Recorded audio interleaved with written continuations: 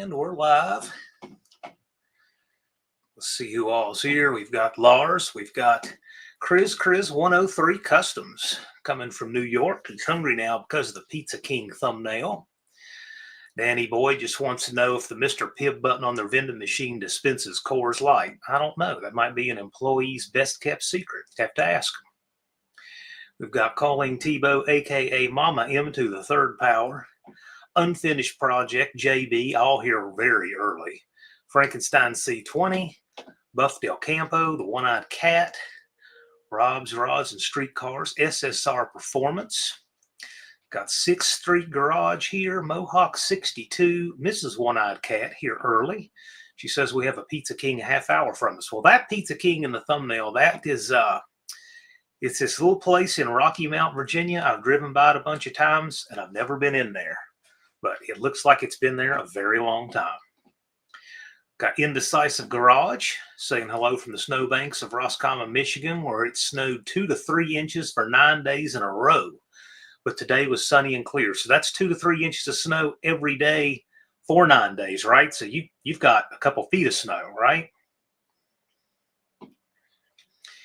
NSB is here, Mohawk 62, Rabbit Transit Garage, Levi's Backyard Performance says happy Friday. Turbo Tom 416. Bigfoots and Mopars about to clock in, but creeping in the chat when he gets a chance. Yeah, and Bigfoots and Mopars put out a video, doing a lot of work, shining up a transmission for his ride. Car's getting closer. My Aunt Nancy says hello. Frizzell Racing says I'm late. Well, I mean, I guess you're later than the intro, maybe. Well, I don't know. It says 8 o'clock, so. Clayton's Toolbox from warm and sunny Canadaville. Lunar Outlaw Garage. Pure Pontiac. Mean Street Mopar. Mater's Workshop. Lovejoy is here picking up a new project. It'll be a fun one. I'm stoked. But why would you pick up a project that's not fun unless you have to? Junkyard Delta. Indecisive Garage says 38 inches of snow on the ground. Oh, gosh. Probably in a lot of trees and roofs, too. 38 Racing says good day to y'all all. And cool. We're pretty caught up. Thank you all for being here tonight. Got my hot chocolate in the solo cup. Rich would be proud. I heat my water for 2 minutes and 20 seconds. LSS Drone Photography is here. He's ready for some warm weather. Well, it's going to warm up a little bit this week. Looks like it's going to go up about 10, 15 degrees for the highs. I'm not complaining. I've got limbs down everywhere that came down in the ice the day after the town's regularly scheduled brush pickup. And then 3 days later, they had one that was never scheduled. And most people didn't have their stuff out. Some people did, but they were going to leave it there a whole month. So, but it was just still icy and it's muddy. So I'm just going to let the weather settle down a little bit. Not till March 9th now. Cut all that up and get it down there. And then I probably have more than they want to take anyway.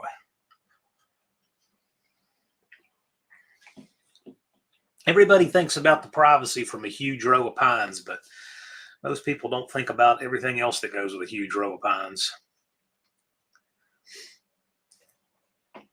Hot Rod Guy Garage Russell is here. Thanks for coming by. Kind of quiet tonight. Makes me think there must be some racing on TV somewhere.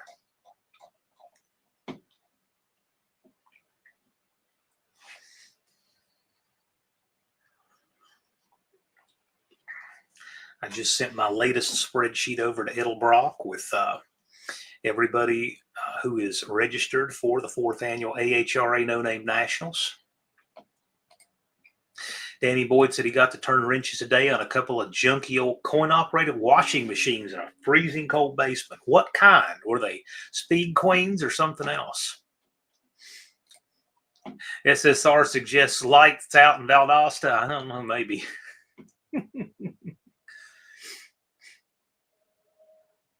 My lights out was from all the power outages. Oh, look at that. That's a friend of mine.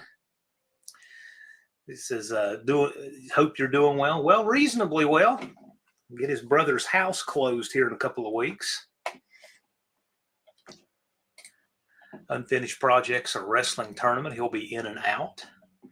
Gotcha. Yeah, Thomas here, he builds iron railings for a living. Does nice work too.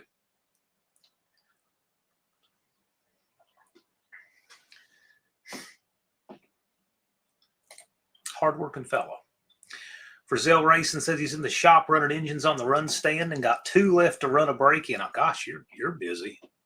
Mopar Jeff 604, how's it going, sir? Enjoyed watching you in Bigfoot's video.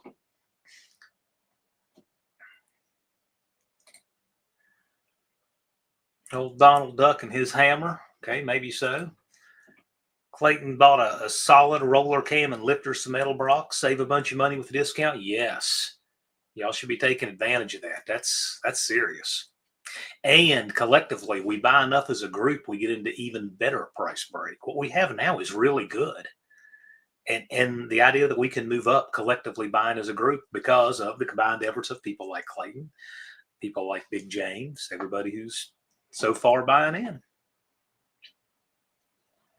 Mohawk says, don't get pinned. I could pin his comment on YouTube. SSR's asked, anyone watch the AHRA race? No. All I ever heard about is Cletus is in it. I never saw any of it. Unfinished Project puts up the link to Mopar Jeff if you want to check him out.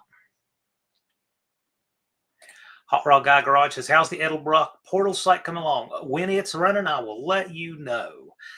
For now, I have been sending Alex updates with whom all is registered.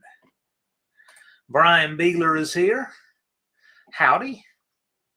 Saw kind of a different video on his channel last week. I enjoy the round 'em ups, though. Danny Boyd says that washing machine he was working on is a Whirlpool, and it's rustier than some cars I've owned and driven. Wow. I take it that's a wet basement.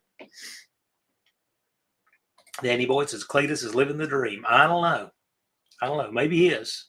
Not mine. SSR says how many people have taken advantage. I don't know. I haven't asked for any stats yet because it's so early. That's a thing. I mean, when you get stats before there's enough data to really have stats, I don't know how much value there is in it. But yeah, I mean, yeah, I'm curious. I know a few people have. It's trickling in. It's worthwhile. I mean, gosh, if you're building anything and buying parts, it'll more than pay your entry fee for sure. You can more than cover your entry fee on one carburetor. Wet leaky machine too, yeah, yikes. I scrapped 2 washers and 2 dryers a couple years ago. There just comes a time.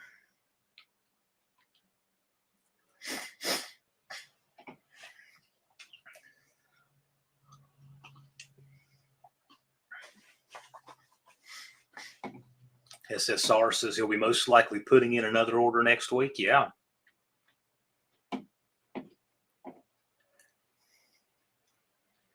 Yeah, it's good stuff. And one other cool thing about it too is because you're dealing directly with Edelbrock and you're dealing with their tech people, you won't have as anywhere near the chance you would have of getting an unknowledgeable counter type person if you call one of the big box stores. So that's a big advantage. The tech people on average, and I'm sure that, the big stores have their people who are real sorted out, but they also have newbies and all that stuff. That's not been the case with Edelbrock. Like, we actually know who you're going to talk to, and he is experienced and he is a car builder. I mean, that's pretty cool.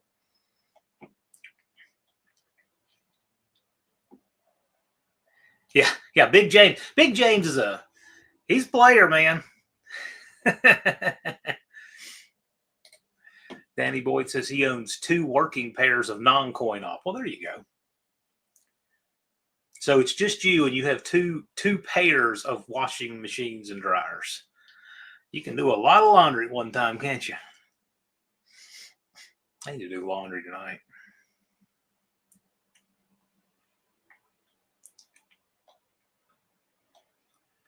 Not crazy about it.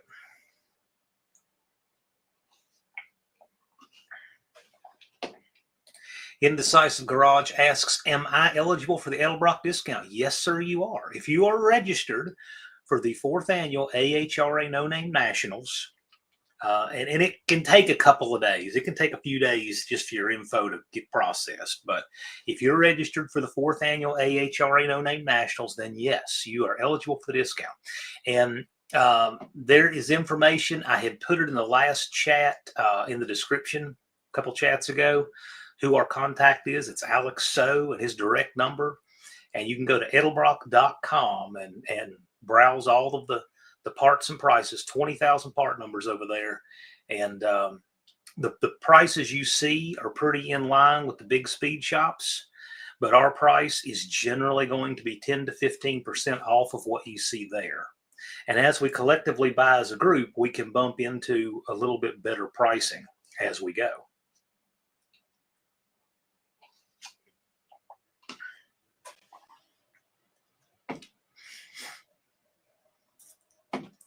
Yeah, I knew a landlord that loved having the coin-op washing machine.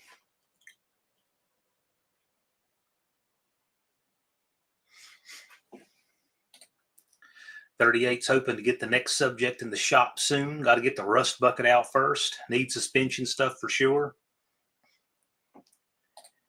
Edelbrock has to be getting close to their 100-year anniversary. That's a good point. I don't know. Yeah, it has to be. I'd say you're right. I would say you're right.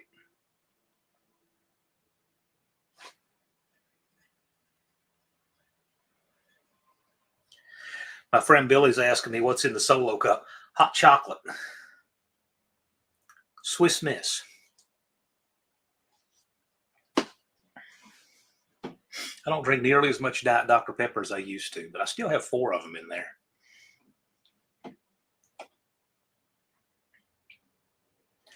Danny Boyd says free laundry is a great selling point. Who wants to go empty the machines? The person that wants to empty the machines is the person that keeps the quarters.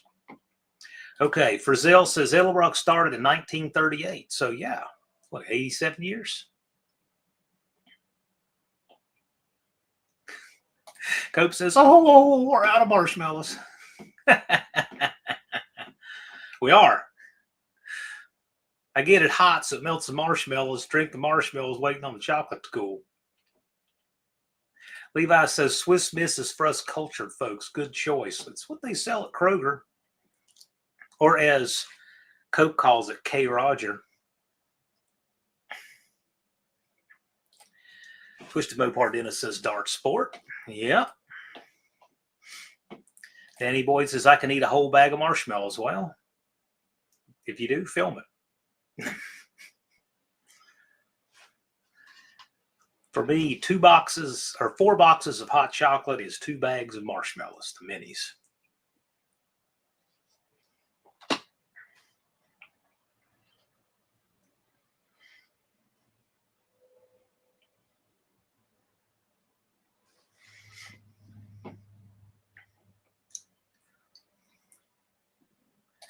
If you have not yet seen it, Cope has been putting out shorts on parts he's getting together for the Cornet.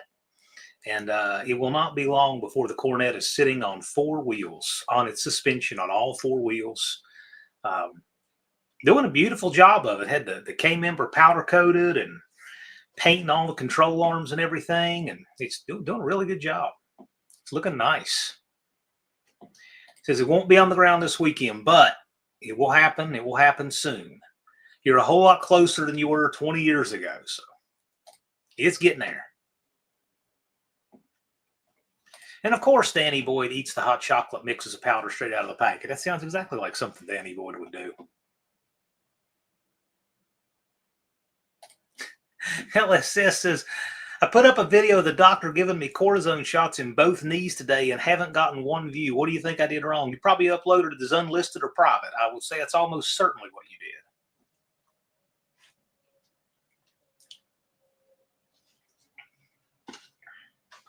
I would check that setting.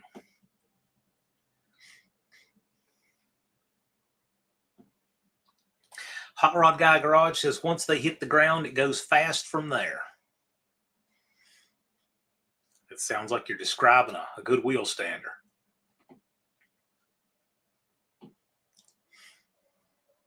I see Roy Boy is in here too, by the way. Lars says, good evening, folks. Hey, Lars, when you get a chance, can you cut and paste Alex So's information in the chat? Because we'd had Indecisive Garage asking about, he'd been asking about our contact with Edelbrock. So if you could post Alex's info from a few back, that'd be awesome. Coach says he can remember not having food in the house as a kid and eating Ovaltine with a spoon. Yep. LSS says it's said as public and no one's watched it. I don't know, man. Maybe it's a total dud. I mean, we can't rule anything out. Make another short and put it behind it and see what it does. I don't know. I mean, maybe let me just look and see if I can see it on your channel. I mean, that'd be a way to do it, right? I'm curious now. Let's check out LSS drone photography. And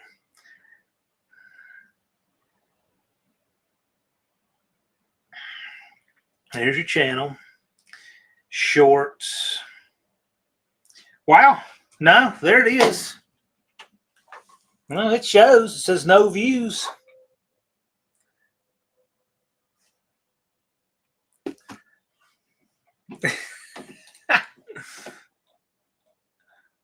If any of the mods feel compelled to link that short. Well, that's, oh, I see. Okay. I thought you'd changed your username there for a minute. It's the way it was scrolled on my phone because it's a long name.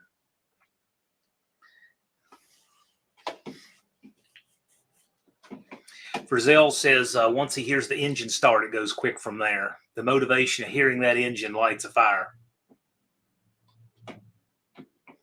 And there's Lars with the link to the Edelbrock Incentives contact. Alex So, Edelbrock Group Technical Consultant, his phone number and email. And he is there 8 to 5 Central Time, Monday through Friday. You can shop at edelbrock.com and then contact Alex to place your order.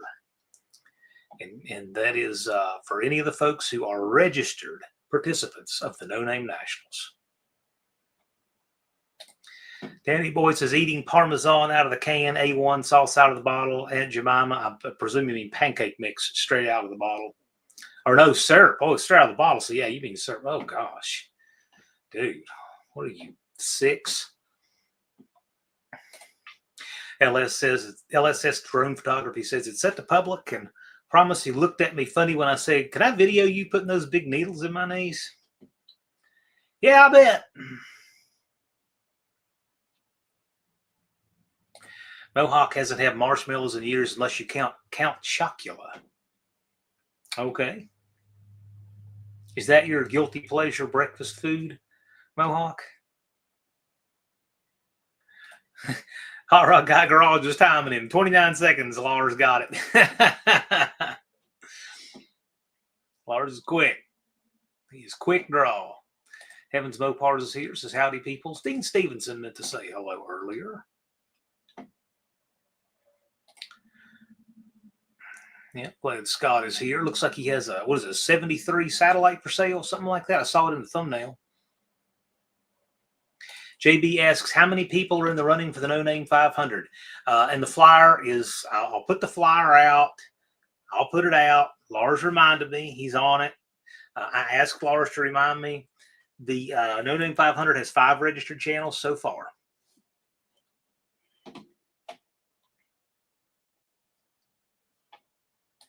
I don't know. People want to see anything that people post. So I don't think it's that, LSS. And there, Buffdale Campo says you have a view now. There you go. Oh, and also one other thing too. YouTube's public view counter lags behind your studio. So go in your studio. I bet you have more in there. The public view counter can be quite different. I've been in studio and have seen 700, 800, 900 views in the first few hours, and you look at the public view counter and it'll be like 3.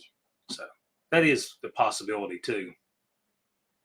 Twisted Mopar says Cope's going to have such a nice car, he'll be scared to drive it. You want to bet? That does not describe John Cope. Well, put it like this. He and a buddy were out in the snow in a Superbird a couple weeks ago.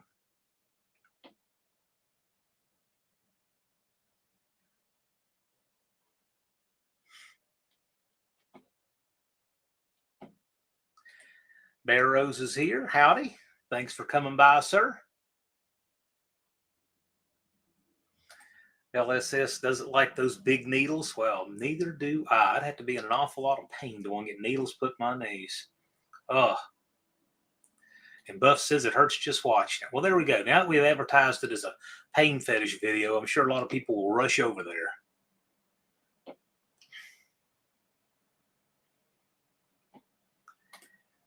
Thought the algorithm might be mad. Well, maybe it is. You never know. I don't think it has any reason to like me, that's for sure.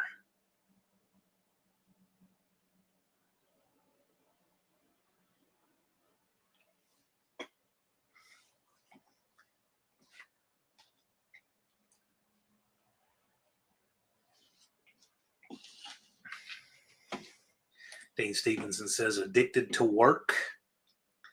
Ooh. I get that.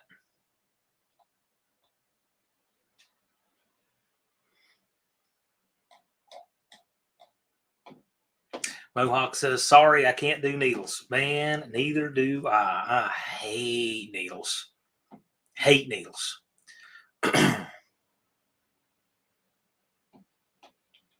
Danny Boyd says, I remember the Hang 10, like the Dart Sport Hang 10.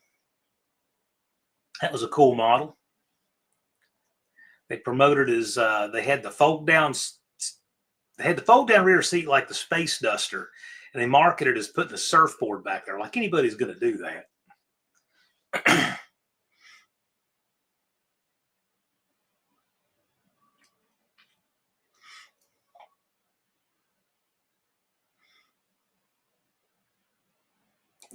38 suggests to trying the hip shots. Get the big needles in your hips instead. Yeah, but that's fun. Peckerwood Customs Aaron says needles are okay. Diabetic and tattoos. Oh, ugh. Yuck. 38 says surfboards go on top. They certainly look better on top. And, you know, in your cars, you really don't have another option there. Although the way they did the trunk on the Dart Sport, even though it's a trunk with fold-down rear seat, the I guess for lack of a better term, the rear cowl is up higher on Demon's Duster Dart Sport. So I guess it would work on those.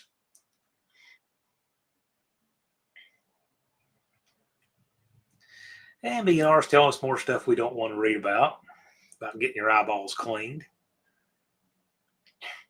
JB's got his trash truck licensed and on the road. Wow, cool.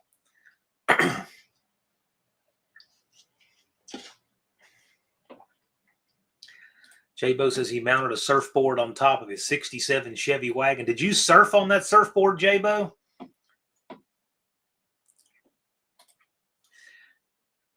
Andrew Nelson says, you want to feel pain, this weather's killing me with the changes. If I had as much titanium in my hot rod as I do in my body, I'd pick up 2 tenths. Oh, gosh.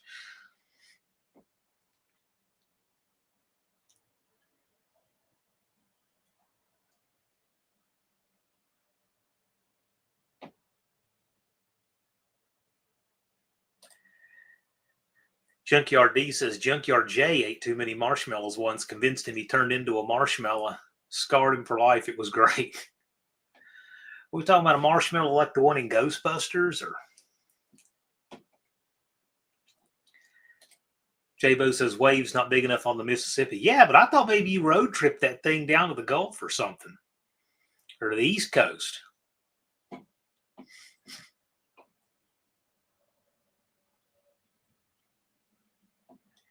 Twisted Mopar Garage says it was 23 today and be 40-ish by Monday. Monday will be 60. Okay. Yeah, it's supposed to be close to that here. Something close. I don't know.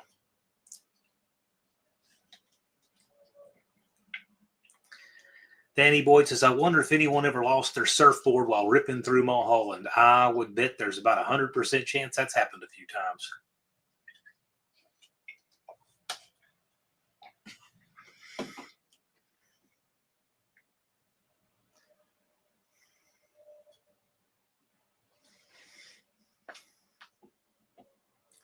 Yeah, glad to have J-Bo here tonight. I know it's been awfully cold where you are.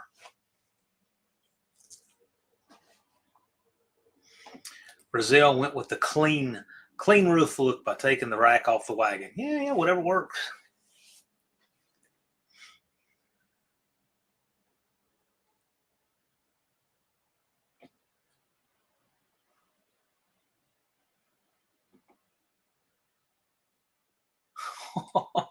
Junkyard D got a dot of white out on the forehead. Oh boy. Really psyoping that kid, weren't you? LSS Drones says if you need tires for that trash truck to let him know. That's what he does for a living.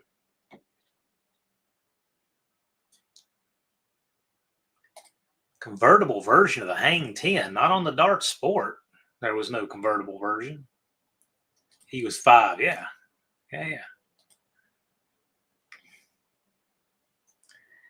J-Bo's been in hibernation for the past couple of weeks. I can see that.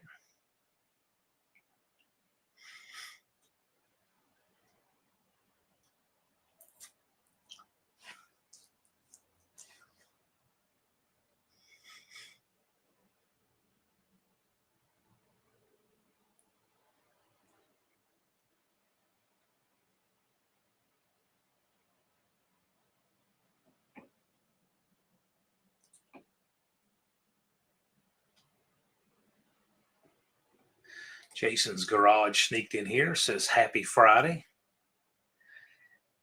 By the way, it's the first time I've ever been able to blow up his thumbnail enough to see what it says. It says, I'm an RV technician. What's your superpower?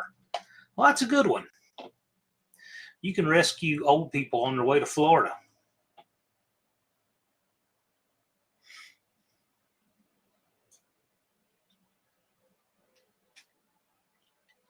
I don't know what that means, Danny Boyd. I think 1070 was the last Mopar convertible before the K-cars. There were K-car convertibles. He said 1970. No, I know that isn't true because the E-bodies, you get the E-bodies and convertibles probably through the end of the run, and that was 74. I mean, maybe not, but I mean, I know I've seen 71 Barracuda convertibles, and I think later, so. After that, I don't know. I can't place right off anything else from the Malaise era in a convertible.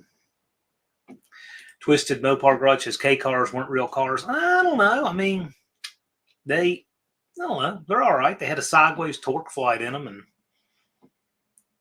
better than a lot of the junk that was going around those days. Vic wanted to make an appearance today, and so you have. E-body convertibles are rare. Yes, they are. They all command a lot of money, especially the convertibles. And I remember when I was at Bluefield College, one of the people who went there, her mother had a 71 Barracuda convertible with a 318. It was blue. It was really nice. I mean, blue with a white top, as far as I recall. I think it was a white top. Roy Boy says, what happened to the Texas boys, Duddy and Dodge Whisperer? I have no idea. I don't know. I don't know what Duddy and Noah are doing right now. Maybe I should check on them. Twisted Mopar says, I'm in no way a convertible guy at all. I'm all good. Okay.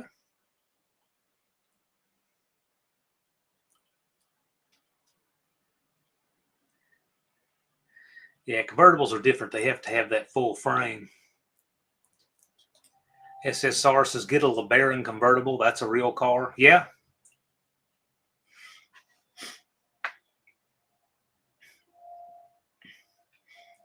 I don't know. I thought the little neons and stuff were cool from the 90s. And early 2000s. Thought they were pretty cool.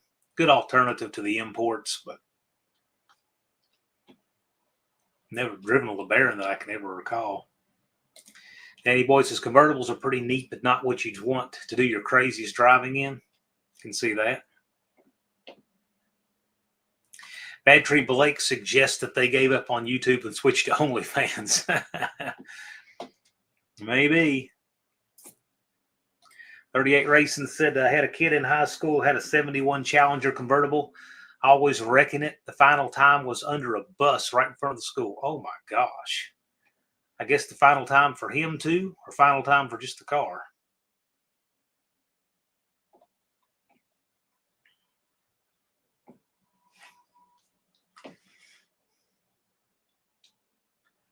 Yeah, cold's made it quiet in here tonight.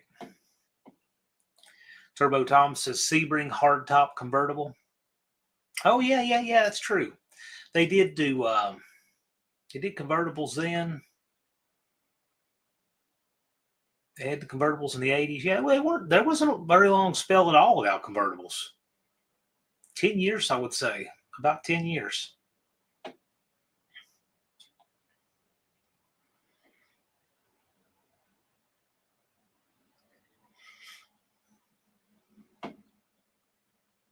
I've only ridden a handful of convertibles. They're not all that popular.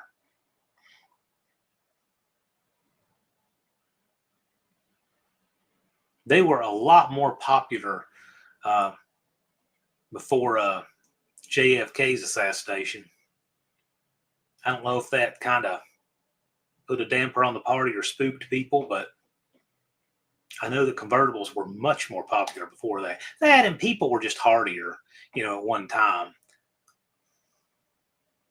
I think people now are afraid to even drive with their windows down.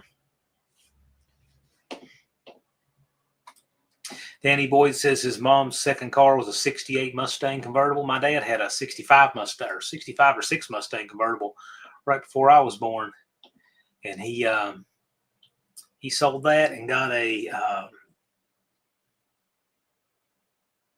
he had a 65 Rambler station wagon, and I think he got rid of that right before I was born and got a 68 Falcon. And that's the car I remember growing up, that 68 Falcon. In fact, because I just saw it, I can put my hands on a picture of that Falcon pretty quickly.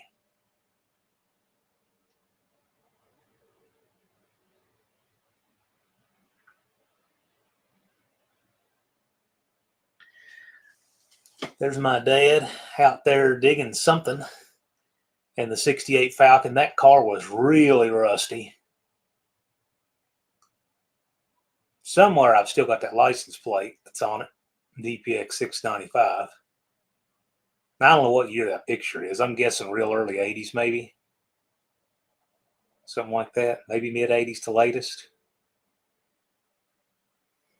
Those little white houses, you're looking at numbers 1 and 2. We lived in number 4.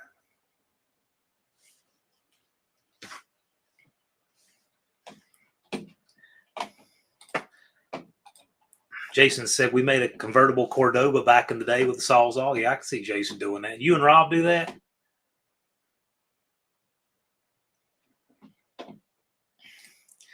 Neighbor has a Dakota convertible. That's right. They made factory Dakota convertibles. Yes, they did. There were a handful, not many. First generation Dakota convertibles.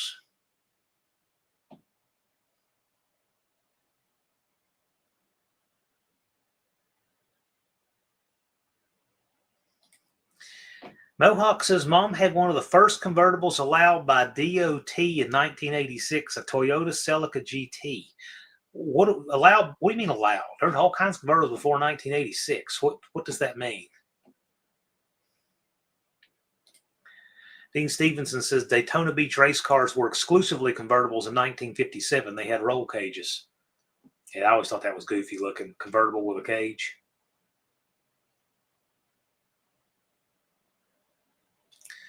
Old McDonald says convertibles are very bad for bald people. Okay. 38 says scalp protection. Well, I mean, I guess if you catch a bug, it could be interesting. Andrew Nelson says, I came home in my dad's 57 VW convertible. Grew up in a VW bus. Grew up in one as in lived in one, or grew up in one that was your family vehicle? Buddy of mine in grade school, his parents had a Vanagon, one of those water-cooled VW buses. Busted Radio Garage just wanted to jump on and thank everyone who came by and supported TNF Signs and watched their video on Noisy Cricket. Yeah, so if you haven't seen it, 3.5 hours ago on TNF Signs channel, they premiered a video of doing the graphics on the Noisy Cricket, Busted Radio Garage. So if you haven't seen that, go check it out. It's pretty cool.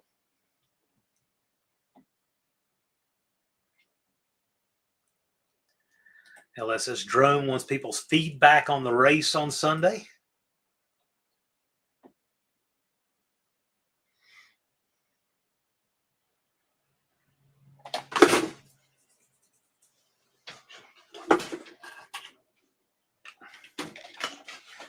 I don't have a good place for my mouse over here because my printer's here and it's not supposed to be.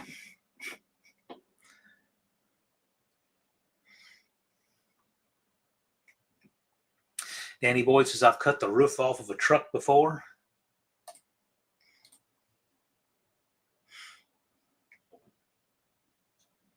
LSS Drone says, I want to ride in the president's limo. There are only a couple of those limos that are in private hands. I think one that Clinton used to ride in is in a private collection, and that's as new as they go. One has not been released to the public since.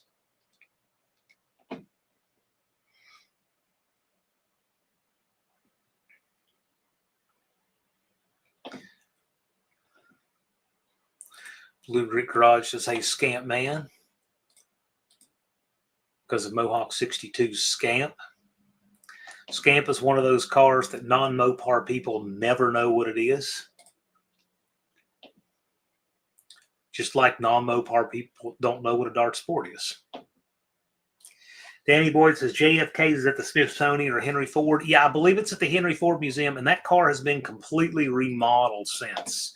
But it happened back in the day. They put a permanently installed hardtop on it and made some changes and stuff. So the actual car, which is at the Henry Ford Museum, doesn't look as much like the car that was, as it was in the procession in Dallas, as another replica that's been built. So.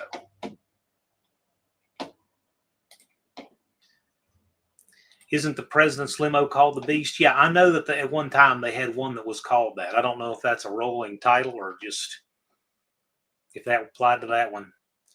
LSS Drone says, I heard him say the other day that it weighs 22,000 pounds and they keep blood in it for the president with all other kinds of great gadgets. Oh, yeah, there's all kinds of interesting things. I know they have their own ventilation system in case there would be, like a gas attack or something like that.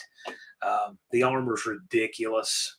Glass and plate steel and all that good stuff. But yeah, there's a lot of interesting things that are extremely heavy. They're built on, I think, a 1 ton or 3/4 or 1 ton GMC chassis.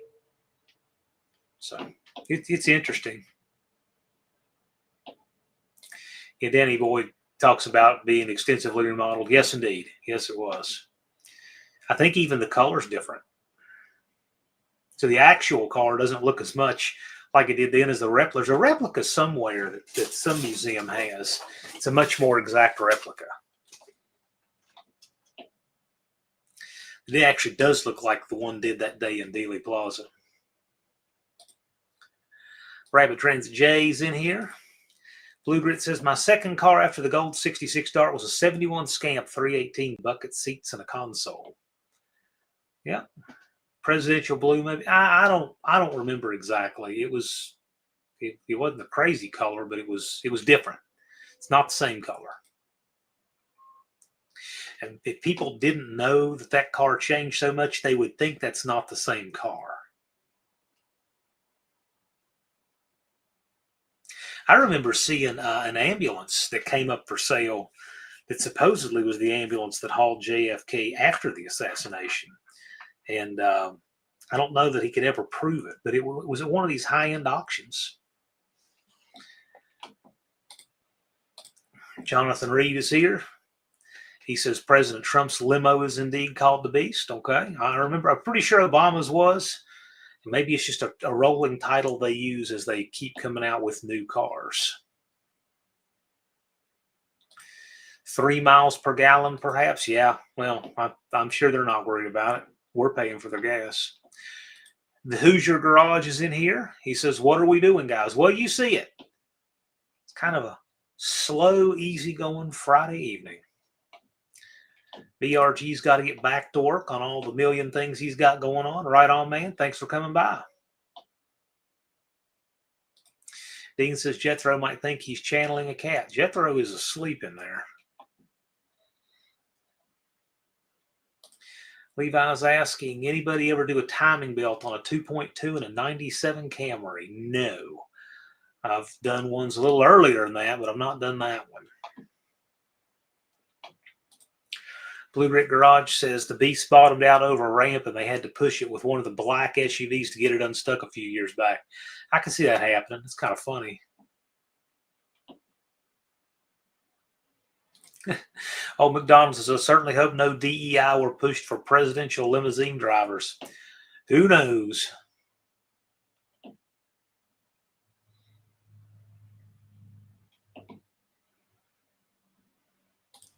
Hoosier says, I got a bunch of new vids you guys aren't watching. Well, feel free to put the link up. Who's in here? Is Lars here? Put the link up. Danny Boyd's done a 1.8 in a Corolla. Yeah, I've done that one too, the smaller one that's a little bit older. Usually what happens, and I don't usually get much from Adam in my feed, but when I do, I'll kind of binge a few where he's working on the Duster.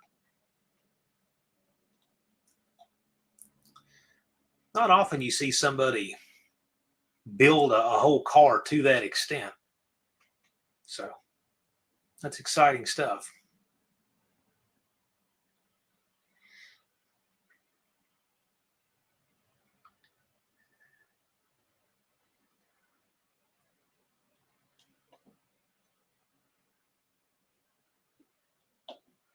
Dean Stevenson says it's a blood car. It's not a real good idea. I don't know what that means.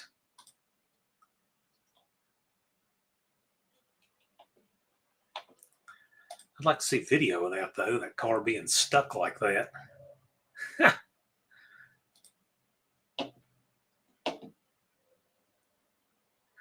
Junkyard D says, watched you put an overhead console in the van the other day. I watched a lot of that van getting painted.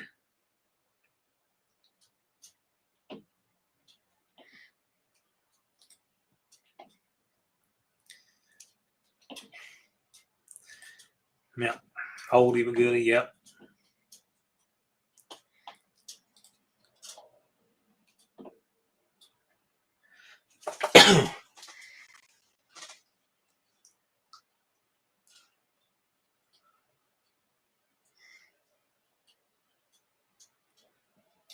Hoosier is getting ready for the Indy Mopar swap meet. Cool.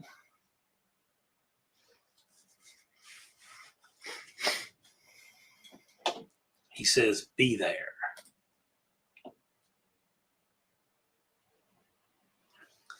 I unfortunately will not make Indy this year.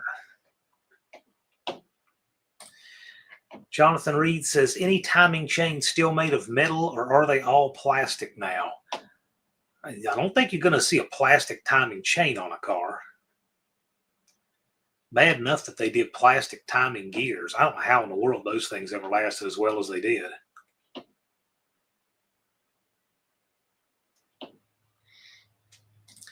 Indirect Connection Jason is here. Howdy. Thanks for coming by. Junkyard D asks, anyone see the Mama Blaster van on Lightning Channel? Now that's a van.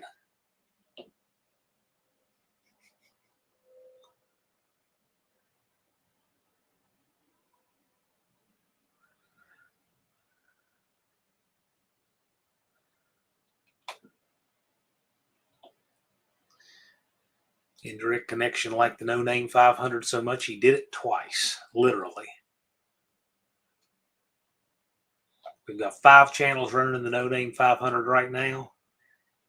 And the last one that just registered is, the channel name is Rust Before Holes.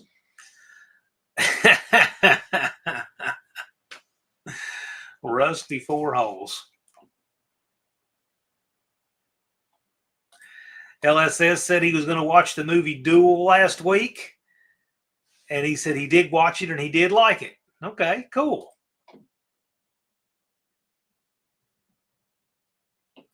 Hoosier says, I'm working on the No Name 500. No Name 5000. Yeah, I was going to say that's more like it. Hoosier, weren't you in like the first No Name 500 class? I'm trying to remember now.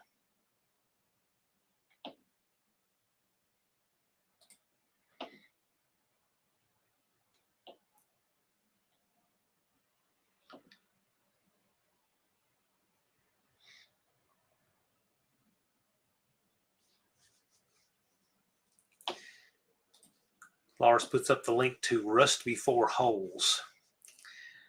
Just Mopar Joe is in the house.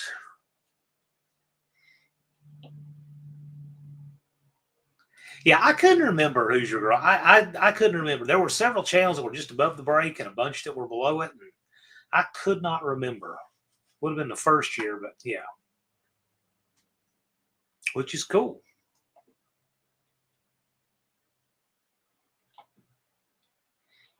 I remember Buff's Garage would have been in it. He was just over 500 at that time.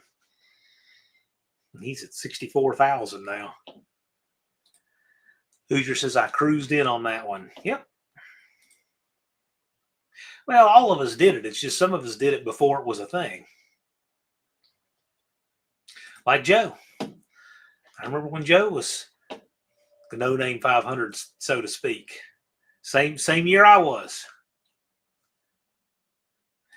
Indirect Connection says, Adam needs to bring the van back. Sure was cool. I like the van.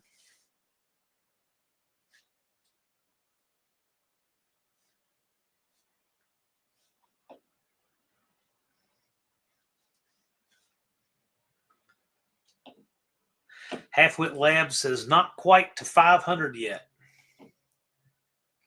Well, keep at it. Hoosier says the van is going to need an engine overhaul soon. Might not be a good idea this year. LSS Drone said the budget for that movie, Duel, I'm assuming, 1971 Duel, was $450,000. I can believe that. Joe says, where's that Levi? Is it past his bedtime?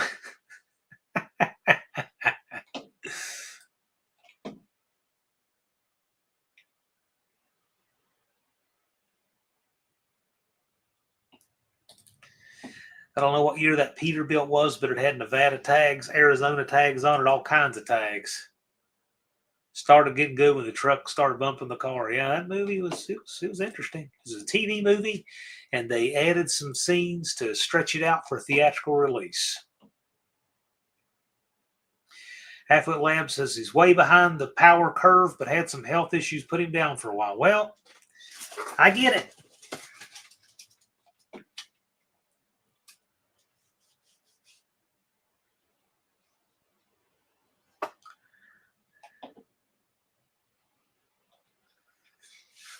Oh, man, it's a bummer Levi's not in here. Joe's even in here fishing for him. Oh, well, someone will tell him when he wakes up tomorrow.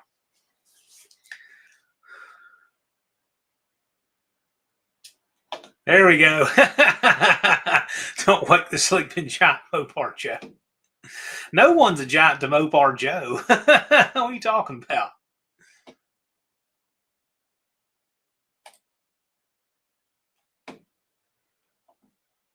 $377. Well, you can totally do it. Are you planning to register for the No Name Nationals? Because you don't have to wait till you get 500 to register if you do. Indirect Connection says that the semi in the movie Duel was a 1960 Peterbilt 281.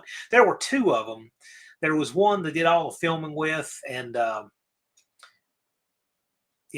grand finale, of course, we know what happened to it. But then there was another one that was built when they filmed the scenes to stretch the movie out to make it from a TV movie to a theatrical release. And then that one still exists. And it's in New Bern, North Carolina. Someone owns it out there.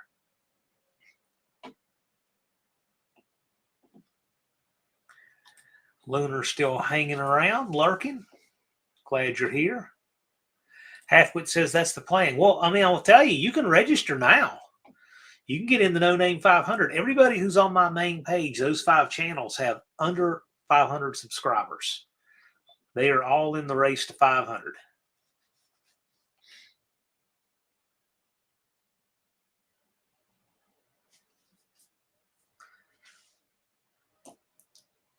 Hoosier says Joe's over 7'5" and still drives A-bodies. Yeah.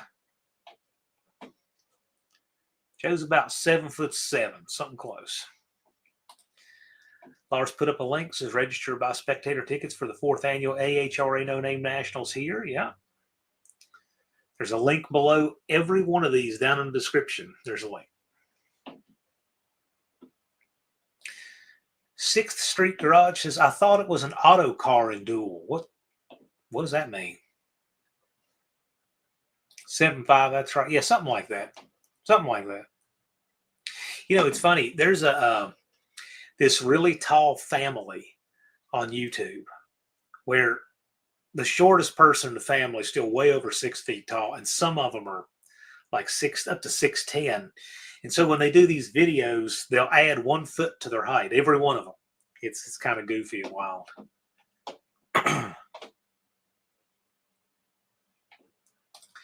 Joe says, now we need that B-body lover Bigfoots. That's right.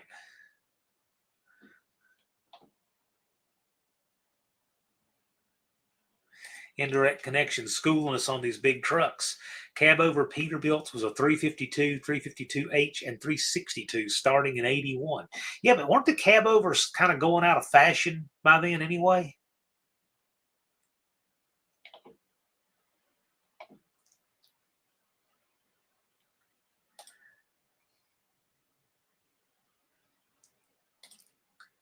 I saw a video where a guy had some movie trucks. Yeah, I don't know. You know what? I think that was in my feed as well.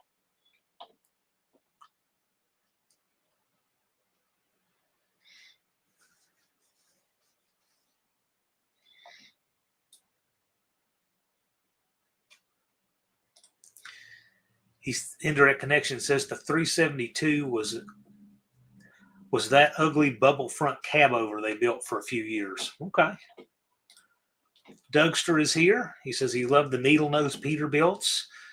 Same tractor model that towed spacecraft for NASA for decades. Okay, that's pretty wild. J-Bo's confirming what a lot of people are saying, auto car is an old truck brand. Okay, I did not know that. 84 is when they changed the length laws. Yeah, because it used to be you had to count the total length of the cab and the trailer. And so these trucks, well, they would make the cab as short as they could for that reason. And 84 is when they changed the overall length laws. So, yeah, I knew they did that. I didn't know what year. Pretty cool. Jason knows stuff like that, though.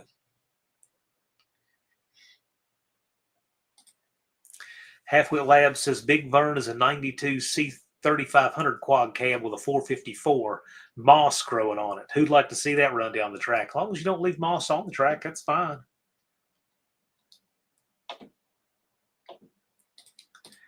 Joe says, don't forget it's tax season. Get that refund back. Levi has a few years left of being claimed. Smoke Wrench Garage is here. How's it going, sir? Smoke Wrench Sean. Glad you could make it. Hoosier says Levi is 23. I think 24, 25 this year. I think. Something close. 38 says cab overs are making a comeback. Oh, that's cool. Well, kind of neat. I don't think I'd want to be in a wreck in one of them, but LSS says I would not have wanted to drive one of those cab overs. I drove for 10 years, and when the automatics came out, a lot of guys didn't like it, but I loved it, especially driving in town when I hauled gas. Bruce is in the house. Anyone here have a Pacer for sale? Pacers are cool.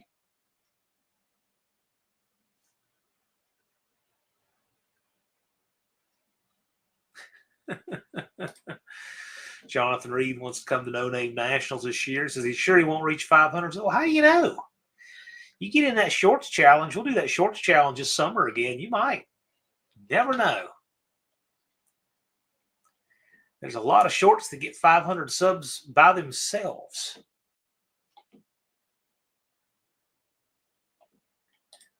Indirect Connection says the truck in Over the Top was an auto car, the arm wrestler movie. They shared the cabs with White and Western Star. Yeah, talking about the movie Over the Top. Yeah.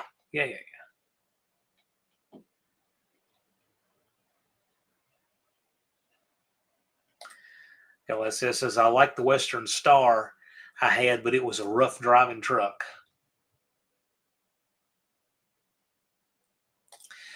Levi says, the only thing I'm claiming is the sweet victory over a certain purple Mopar.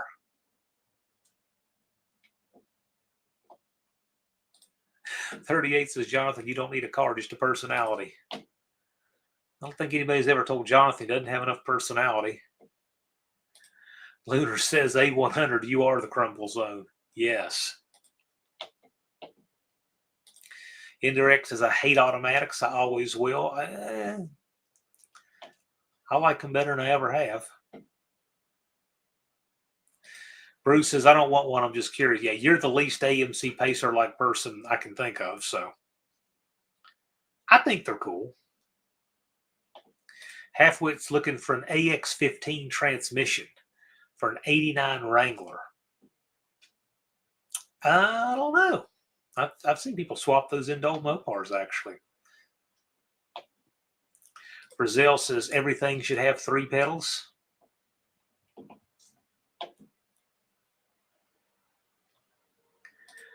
Joe says Family's Garage is a 9-second Super B you can try.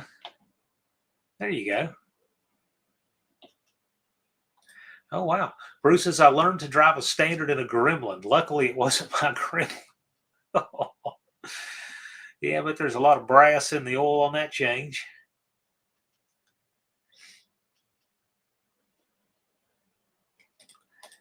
Jason says the problem with the cab overs, they ride like crap. They're cold in the winter, hot in summer.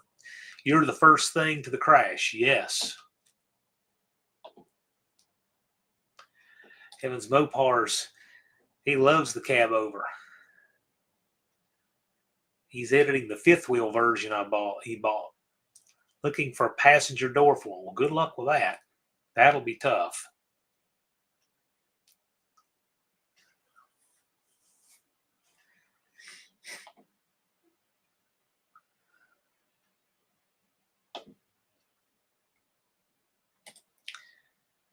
Halfwit says, does anyone know what's involved with dropping a T5 behind a short block in a YJ? Never done that swap. Huh, I never knew this.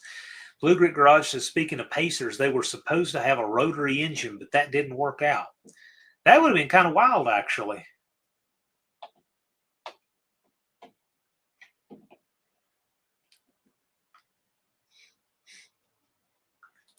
Mohawk said he drove one of the International Eagle cab overs back in 1988, and it was like driving a Greyhound bus. Okay.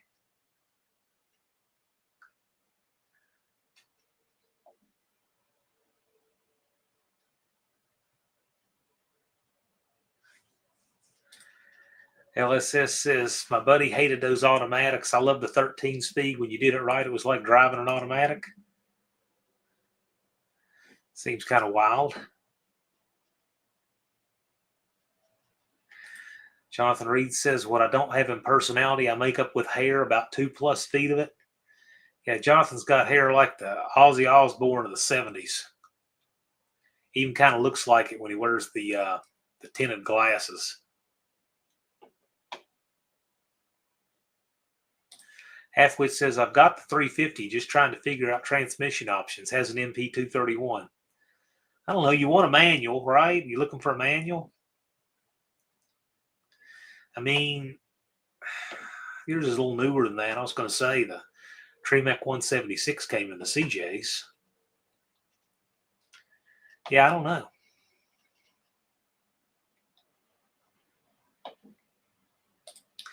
Bruce, as I recall, someone put a small pool in the back of a Pacer. Or I may have been dreaming. It was a long time ago. Yeah, that'd be kind of wild. What do they do? Knock out that big back glass back there? 6th Street Garage says Vega was supposed to have a rotary engine also. Okay. Rotaries, they just never really caught on. I think they're neat, but they're just really different.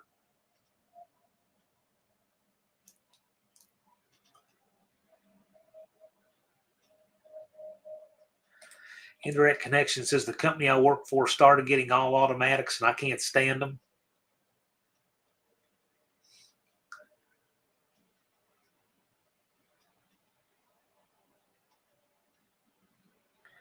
Monza. Okay, Vega, Monza. I'm not a GM guy, so to me, those are practically the same thing. Bruce had a 73 Vega. As long as it lasted, yeah, those cars were really rust prone. Very rust prone. They didn't live a long life, most of them.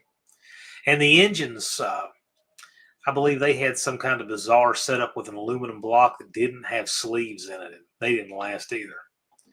So when you had an engine that didn't last and you had a body on it that didn't last and got a lot of rust, that's why those cars just didn't see them. They were super cool. Clayton says rotary engines don't do well in the cold. I don't even know how those things run like they do, but they're neat. They sure do a lot for 79 cubic inches.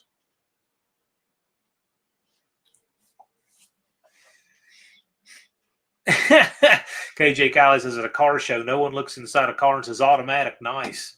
Yeah. Transmission itself is an underappreciated part of the car. As Cope says, a lot of people stop spending money at the firewall. Bruce says no rust, warped aluminum header. Yeah, I mean, the engines and the bodies would both fail on those things, unfortunately. But when you have one that lives in a garage and has, V8 swap or something, they're great. That one's one that can survive. Dougster says, my father drove a 13-speed, virtually clutchless, only stop and start. My dad's speed shifting is amazing, still clutchless. That's cool. 38 says, Vega's applied factory rust just about. It sure didn't take long with those things. Dexter's father, 41-year truck driver. Well, that's cool.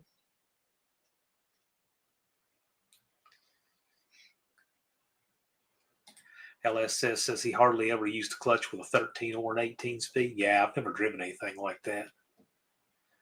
He said Vega's rusted in the showroom. I wouldn't doubt it. Those cars were not good with rust. It's kind of reminded me like the old Toyota pickups before the Hilux. Man, those things. And the Hiluxes do too, but the ones before that were even worse.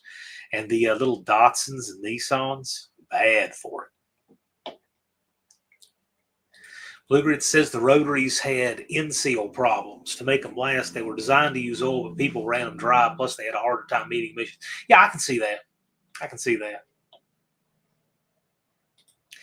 Vegas had special mounted batteries and washer bottles mounted at an angle so they could be tipped up on a train car to ship. Yep, there's a lot of pictures of that. If you want to look, in fact, I might be able to. I could probably pull that right up because there's people who haven't seen that, and it's pretty cool the way they shipped those things.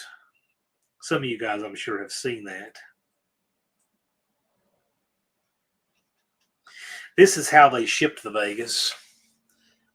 They literally would drive them up a ramp, and then they would tip them up vertically and ship them in a train car vertically like that.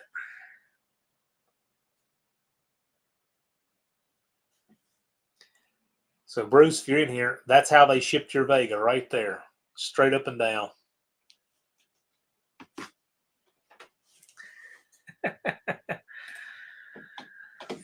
Bruce says, enough of this weather, burn down the house and leaving for Aruba. Yeah, this weather doesn't make anything better for sure. Jonathan Reed says a friend of his had a Vega in high school, driving it to school one day, all the paint peeled off the hood and blew back over the top of the car. Yeah, they had a lot of problems with that. Paint too.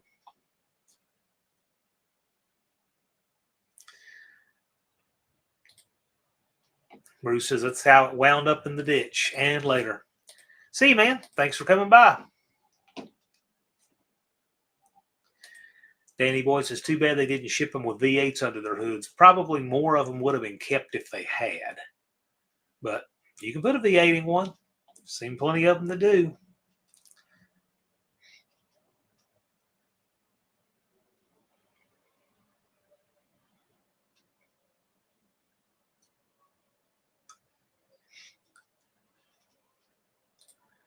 Indirect Connection says, it's too bad those four bangers didn't fall out of the engine compartments. GM would have saved millions in warranty work. Yeah, those things were bad. Lunar says, even I'm done with this weather, working on a project inside to stay warm. I think you'll get a kick out of it. Well, that's cool.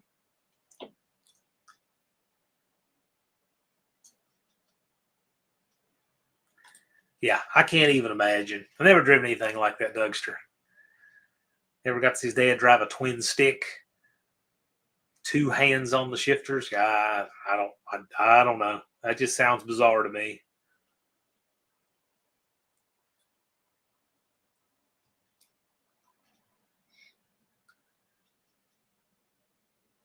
There were a few weird shifters in cars like that over the years.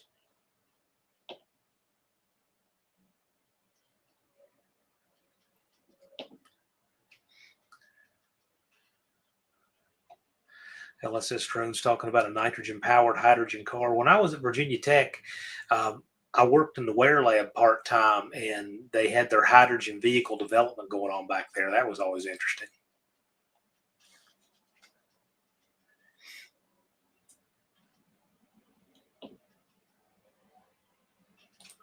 Indirect says he's looking for one. If he can find one, it's mine, but where to put it? I understand. I sympathize with that.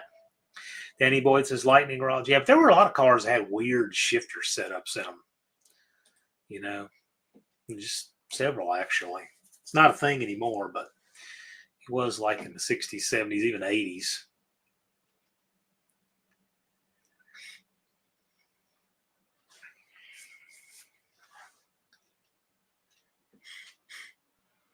Hurstoles, yeah, that's one. That's one, but there were others. I want to say the Dodge Colt even had that. Jonathan Reed says you don't see a lot of Pinto crash and burns anymore either. Well, no, you don't see Pintos anymore. Very rare to see a Pinto anymore.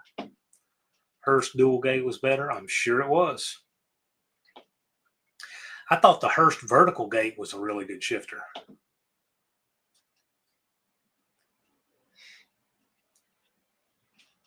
That was a good shifter for racing. Really robust, well built. A buddy of mine ran one for years in his 4-speed Maverick.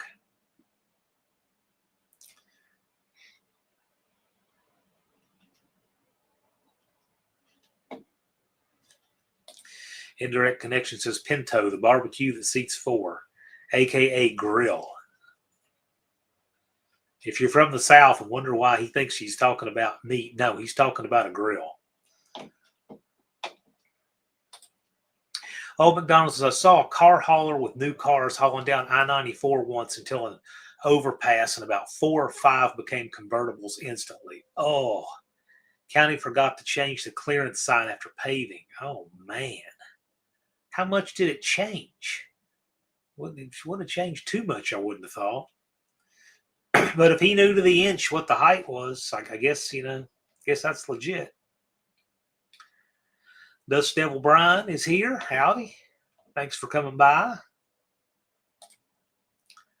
Doctor says, I think the lightning rod car was an old 307 and a 200 R4 engine. Option, decent engine, but not rotating the earth. Yeah, there were different shifter options back then.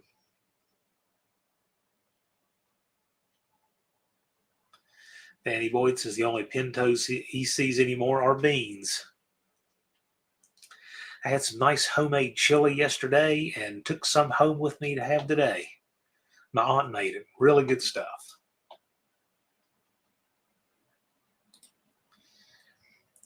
LSS Drone says the Hyperion XP1 is a hydrogen-powered supercar that uses NASA-developed technology, designed to be fast, eco-friendly, and help generate interest in hydrogen power. Features Range over 1,000 meters. Cool.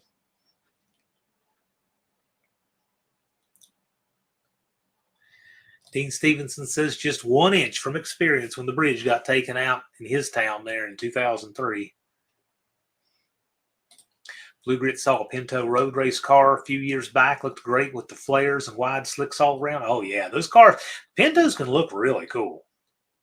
Look great as drag cars, too, with the huge tires in the back. Clayton says there are more Chevy square body fires than Pinto fires and more electric car fires. Oh, yeah. People just keep parroting the Pinto fire thing. Well, but that's so far in the past, it's not even a thing anymore. Good cars. Oh, yeah, yeah. But that was a 70s thing, you know, kind of like the Corvair unsafe at any speed stuff. And the square body Chevys had the gas tank on the side, and then they would call a recall and put the one in the back between the frame rails. There's a lot of that stuff, but I don't think there are many people care about any of that anymore. It's just not really a thing. Wrong English is here. How's it going, sir? Dakota's timeout sneaks in. Ate some chili for dinner. Dakota, whose life would be complete if he had a 69 Charger. Dougster said my 83 Volkswagen had a 307. Great running engine. Cool.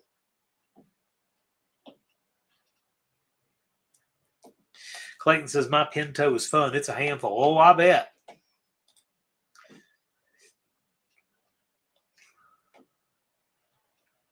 Clayton's toolbox is registered for the No Name Nationals. He's going to represent Canada in our international event.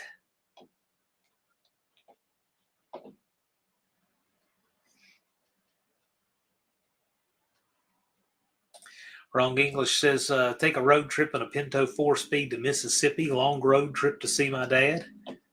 Yeah. It's a long haul from Pennsylvania to Mississippi.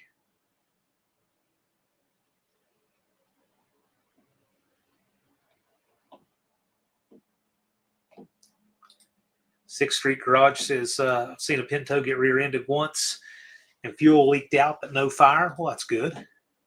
Good there was no fire.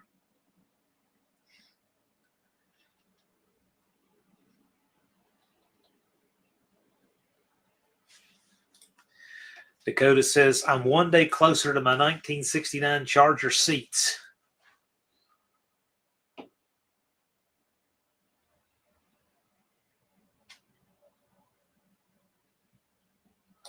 Clayton says, I'll say I'm an Albertan before I say Canadian. Canada has some screwed up politics. Well, it does. You guys are overdue for a revolution there. Although you got rid of Trudeau, so that was a step in the right direction, right? Halfwit says, I'm originally from Mississippi, Tennessee now, but I know my roots. Are you in that Memphis, South Haven, that area? Or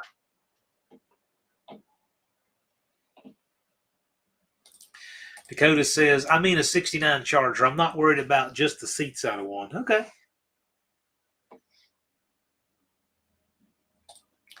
Blue Grit says, didn't the Pinto have exhaust clamps with bolts facing the tank and the fix was to rotate the clamps? I have no idea, but I can see that. Exhaust clamps get caught in a lot of stuff. I'm always really mindful of how I orient them, but, I haven't thought about that. Having it toward the tank, that could create a bit of a problem. I'm sure that whatever that problem was with the Pinto 50 years ago is something simple to remedy. Peckerwood Customs wants to know how they store the electrical energy in that car LSS drone was talking about. Indirect Connection Jason says a road trip from Milwaukee to Atlanta in a Civic CVCC through the mountains as well was a trip.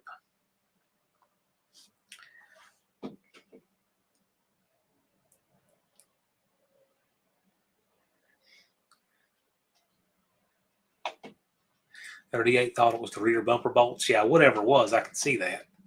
Any of that would be easy to remedy. Dakota says, if you built the Charger one piece at a time, I think it would cost you $150,000 unless you stole the parts like Johnny Cash did. Yeah, but then it takes you so many years, they're not interchangeable, right? Junkyard D says, how close are you to the Trump Mountain, John? I have no idea. I don't know what the Trump Mountain is. There are two Trump stores. One's in Boone's Mill, which I just drove by yesterday, and the other one is downtown here. Walking distance to that one. Halfwit's in Nashville, grew up in Starkville, Mississippi, moved to Memphis before coming to Nashville. Yeah, okay. Gotcha. Central to the west. That devil beat me to it. This one time at band clamp.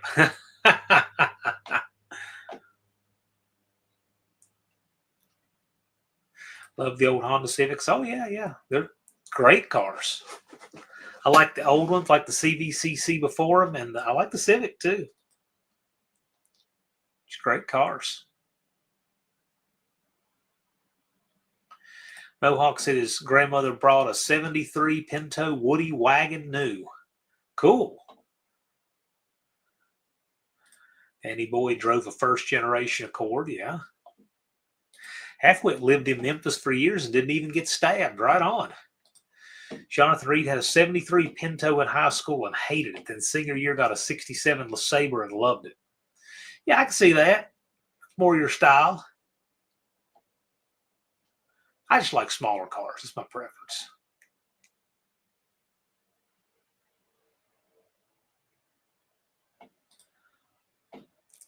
Indirect connection like the CVCCs also. He said it was scary driving through Monteagle before they changed the freeway. Okay, that's a bizarre name. Jonathan Reed said people were doing a fix with a 1-inch rubber pad between the gas tank and the frame. Yeah, so I'm sure if that was the problem with something piercing the tank, like a bolt or clamp or something, I'm sure there's a lot of ways that could be fixed. He claimed a mountain in Virginia somewhere to be his name. Okay, well, I don't know where that is. We've got several mountains around here. We are in the mountains.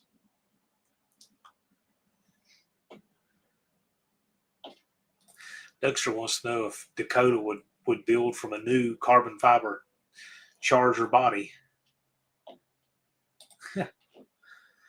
LSS Drone loved his 78 Chevette. So proud of that brown car. He even put rubber things, lift the suspension. You tell me those little lift blocks in the coil springs?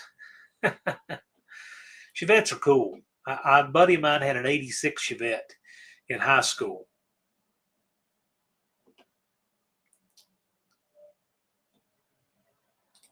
Dakota says, I really want a real Charger. I don't know about a carbon fiber one. Yeah.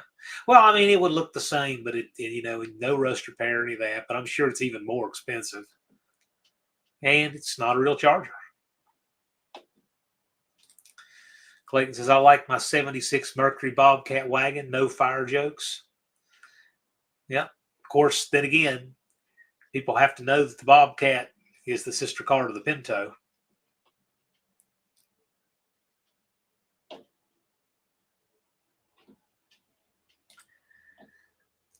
6th Street Garage says, I think the Pinto is why Fords have the centrifugal fuel pump cutoff switch. Okay.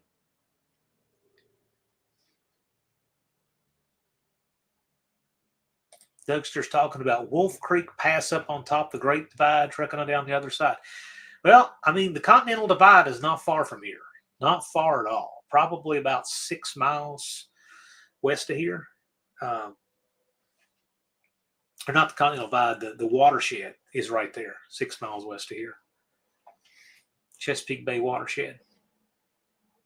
And Wolf Creek is 1 county away. We have a Wolf Creek that goes through Giles County.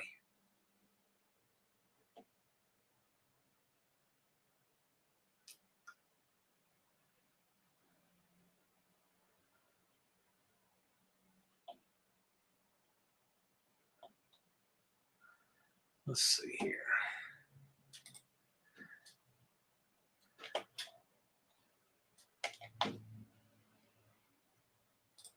Danny Boyd says chrome-plated megaphone of destiny. Indirect Connection says the Wolf Creek in this song is in Colorado. Okay. Halfwit says he passes through there all the time. One of his kids goes to UT Chattanooga. Cool.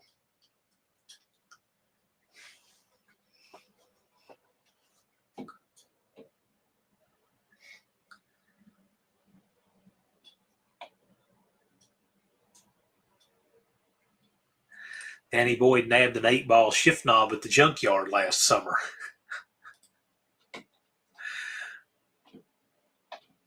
I've never seen one of those in the junkyard, but that's pretty cool.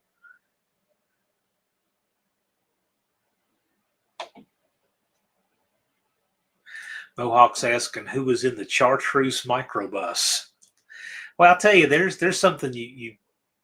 How many of you have ever heard that before? The term Chartreuse microbus. I wonder if that sentence has ever been said before. Who was in the Chartreuse microbus?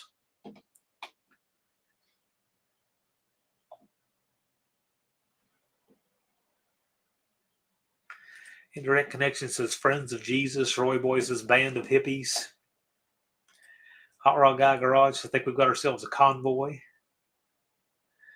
Dakota says, I nab anything I can in a junkyard. I'll tell you, junkyards now, last time I went, have gotten ridiculous. Man, they want to tax you for every nut, bolt, screw washer, and everything. They are hardcore. Of course, I'd always declare stuff, but, they never want to charge me for the piddly stuff. They don't make any money on it.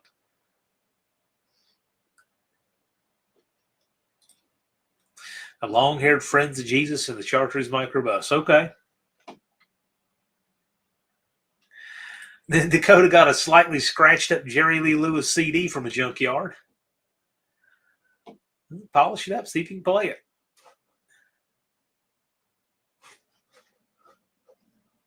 How about one of those chrome-plated foot gas pedals? I can see that going in the yard. Halfwit says, how's the weather in Virginia? My brother's in Blacksburg. I guess they had an ice storm last week. Yes, they did. I'm 8 miles from Blacksburg. We had an incredible ice storm. I got limbs down all over the backyard, big ones. It's ugly. Heavens Mopars, I have an old glass doorknob as a shifter handle in my Dart. Okay. 6th Street Garage says C.W. McCall Convoy. Yep. Dakota says pick your part. About charges more than buying brand new online. Yeah. Junkyards. It's gotten to be something. I mean, from what I'm seeing, like used engines, used transmissions and stuff, the yard, they used to be a much more reasonable price. Prices have just gone up and up and up. And it makes sense because of how expensive cars have gotten.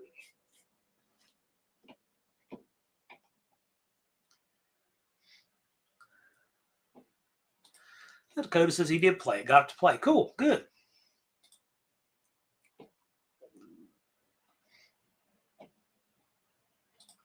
Halfwit Labs says Storm dropped a limb on their van and snapped off the windshield wiper, so get to fix that one up there. Okay, well, yeah, we had a lot of down limbs and problems from ice storms. We sure did, but should be past that now. Statistically, we're past the coldest week of the year, so which is usually about the first week of February, and we're past that. So our average should be getting warmer and warmer. We've been getting more and more daylight, so every year it happens. J-Bo says chartreuse equals green. Okay. I don't know what you call it. It's some puke color. I don't know.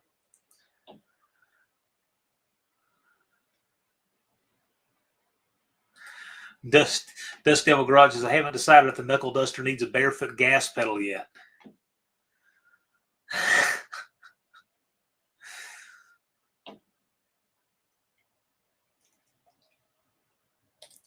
Indirect is saying, is that even a question? Of course it does. I just wouldn't want the thing to come off. I've seen how they attach and kind of sketchy. Coda says he'll trade his Jerry Lee Lewis CD for an equally or less scratched Allman Brothers CD. So there you go. Dog's name is Fred. That dog's name is Asleep. I haven't heard a peep out of him. He didn't do anything all day either. He did go to the bank with me.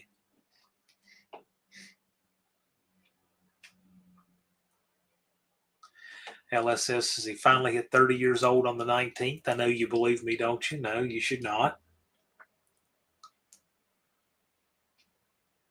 He's 1 year from being able to eat at the Hopac Kong, New Jersey Senior Center.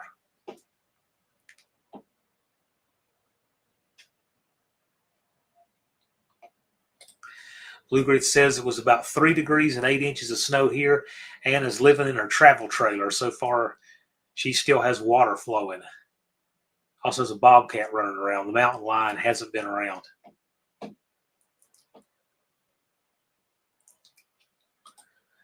Indirect Connection says, Doug, don't you hate it when the brakes feel like stepping on plumbing? I'll tell you what, I've had some interesting ones. I remember one time driving my Dart. I had a long driveway that was just one lane and had 6 houses on it. And you could either back in from the beginning or you could pull in and turn around, And so this time I opted to do that. And in the Dart, I usually did because it didn't have mirrors on both sides. So I go to pull in, hit the brake pedal, it goes to the floor, and I stopped right at the top of a wall instead of falling down a bank. Oh, terrifying. I had a rusted out front passenger side hard brake line right above the hose. So Dad and I changed that out, and sketchy no more.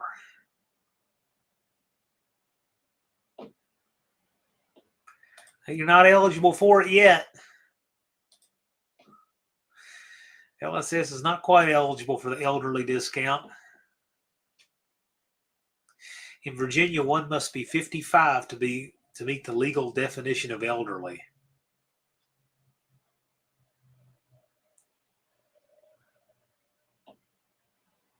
Dakota says, have you ever ran your Dart on any track? Oh, yeah, a long time ago. I've got some old pictures on Kodak 110 paper of that car with slicks on it. I've obviously never scanned them. I sure can't find them. But somewhere in this house, there's that. And there's also a book I have of the first year I have the car. I call it the car's baby book. And most of what's in it are Polaroid instant camera pictures. The first pictures I've ever took of it. And it's just so cool. I miss that. I haven't seen that book in over 20 years. I have looked for it and looked for it. I don't know where it is. Love to see that book again. High eights in the eighth. Yeah. LSS Drone says, my family took me out to dinner on my birthday and I got carded. I was so proud. Right on. Dust Devil Garage says, I'm closer and closer to my Denny's discount.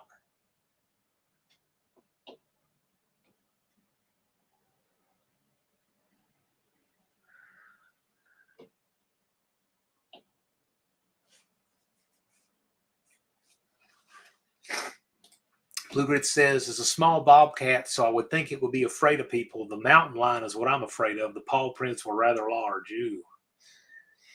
Yeah, I can see that. Now, we have just a little bit of snow on the ground here, like maybe an inch. And it's interesting, all the tracks you see out there, things you wouldn't have known were in the yard otherwise. Have a lot of rabbits back there.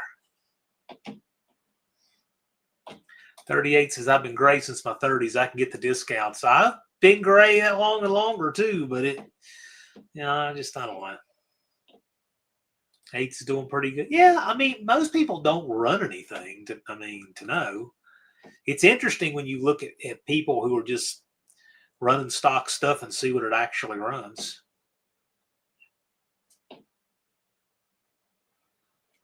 Danny Boyd says, think mountain lions are still scared of people. Well, you would think deer would be too. They keep getting more and more domesticated. Dust Devil Garage says, today is my dad's birthday. He's 77 and still gets up and goes to work every day. Man, good for him. Steve says, I guess I need to grow a beard. Man, I can't deal with the itch to do that.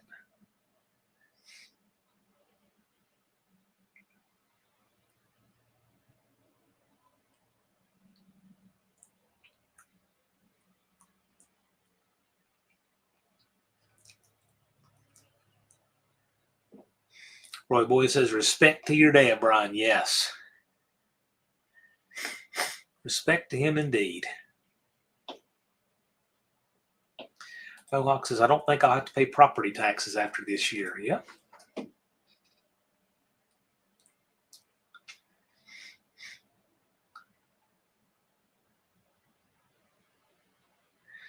Dougster says, there's a few bobcat dens in my area. I've never seen one yet. Lived here 6 years.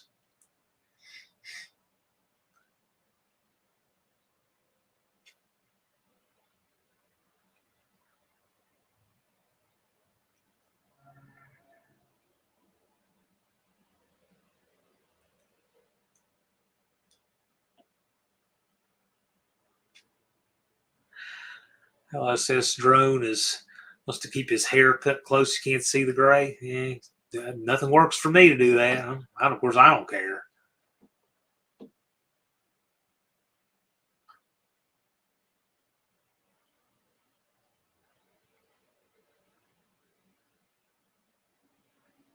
I catch on to a lot. The question is, how much do I care? No, I figured you're about my age.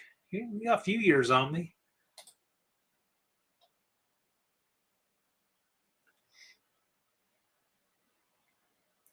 Wrong English says, go Doge, D-O-G-E. Yes.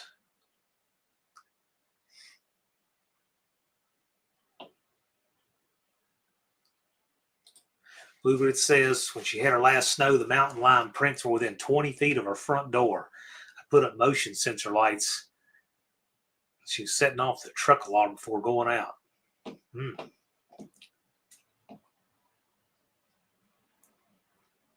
Well, I wouldn't want anything to happen to the mountain lion or her, but that is a good reason to carry a gun. Dust Devil Garage says, I would rather have gray than shiny pink hair.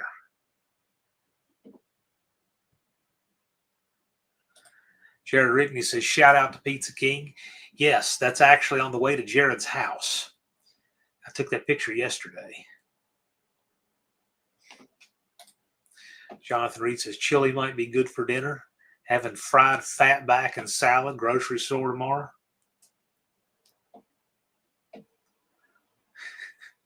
Shout out to Pizza King. Yeah, I'm still not brave enough to eat there, but I thought it'd make a good thumbnail.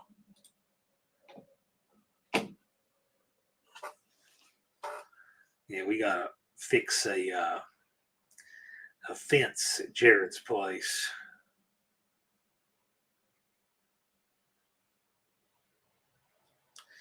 Had a tree come up at the roots and crash down on the fence.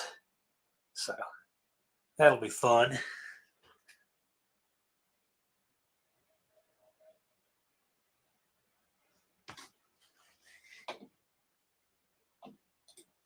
LSS Drone says, can you believe they found all those people collecting Social Security well over 1 million that are 150 years old? I mean, I don't doubt it, but that's interesting.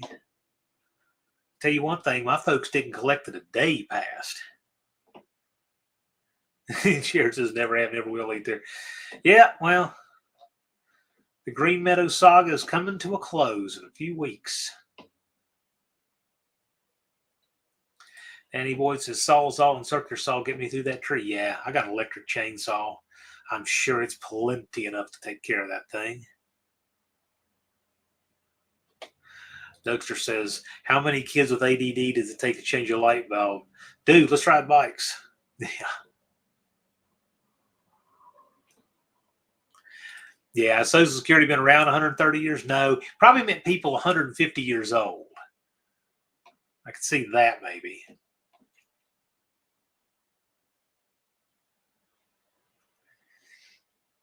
That makes more sense to me. And it wouldn't be that many people. Wouldn't be a million, I wouldn't think, even close. But I can see people on the outside with that age. Oldest person's like 116 or so. Yeah, I think 116. We had a 117-year-old die last year, oldest verified people. I actually keep up with this list a little bit. The oldest person right now is I think it's a woman in Brazil.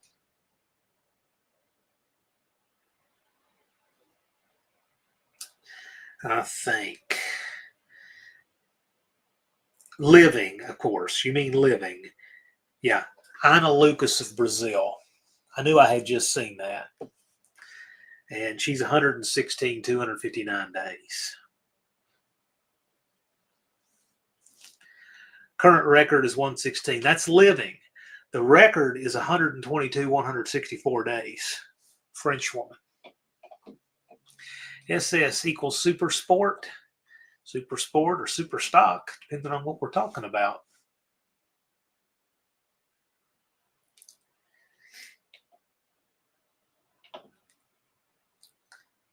Yeah, that's living records. The 117 was Maria Branius. She made it to 8th all time at 117 years old, and she died.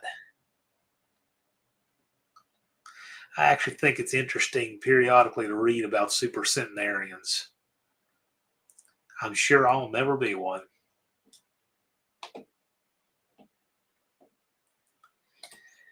Danny Boyd says, it's hard to believe there are people still alive who are older than my 115-year-old house. I mean, there are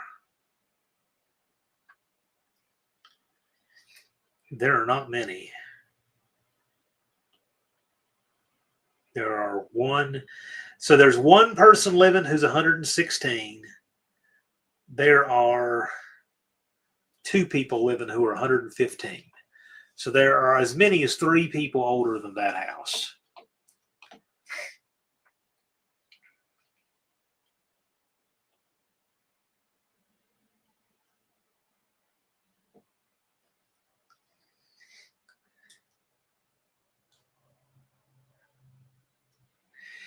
Yeah, there's some interesting biblical accounts of longevity. Moses at 920, Methuselah 969.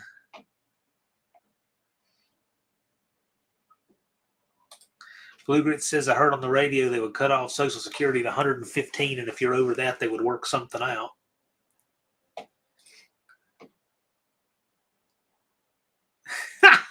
Halfwit says, well, when you literally have meth in your name.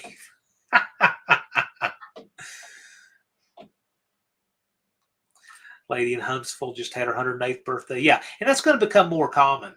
That is going to become more common to see people that advanced age. People are living longer than ever.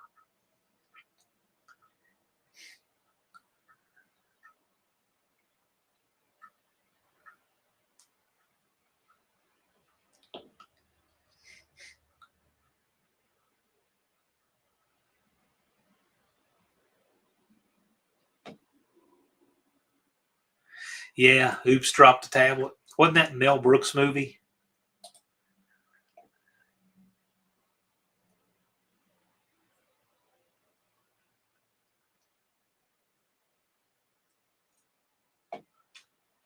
$108.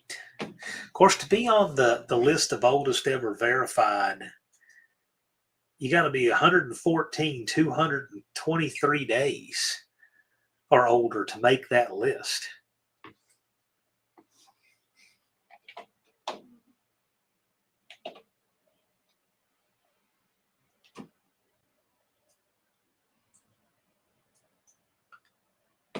Dakota says, if I live to be over 100, I better have at least a dozen 68 to 69 Chargers.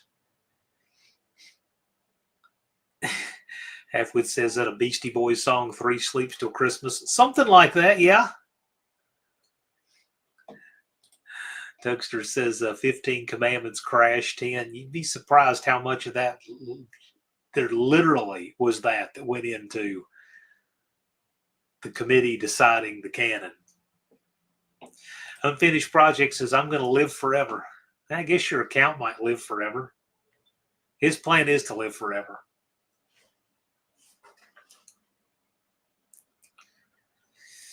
Which says if I live that long, I'll have to have a dozen chargers for my hearing aids and my mobility scooter.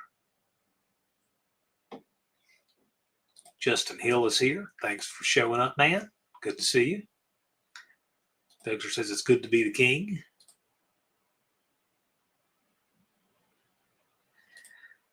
Dust Devil says, speaking of numbers and time, only 210 days left, people. Actually, there's 209 days, 2 hours, 19 minutes until the 4th annual AHRA No Name Nationals. And don't forget, the first number that was up here this year was 308. You know what that means? A third of your time since we announced the date is gone. A third of your time.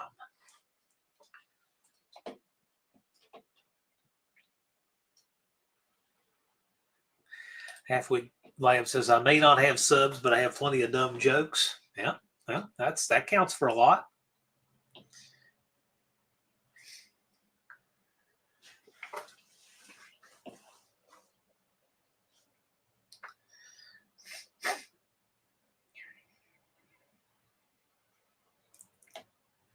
Peckerwood says 308 is a GM engine down here. Okay. 308 is a long-range caliber here.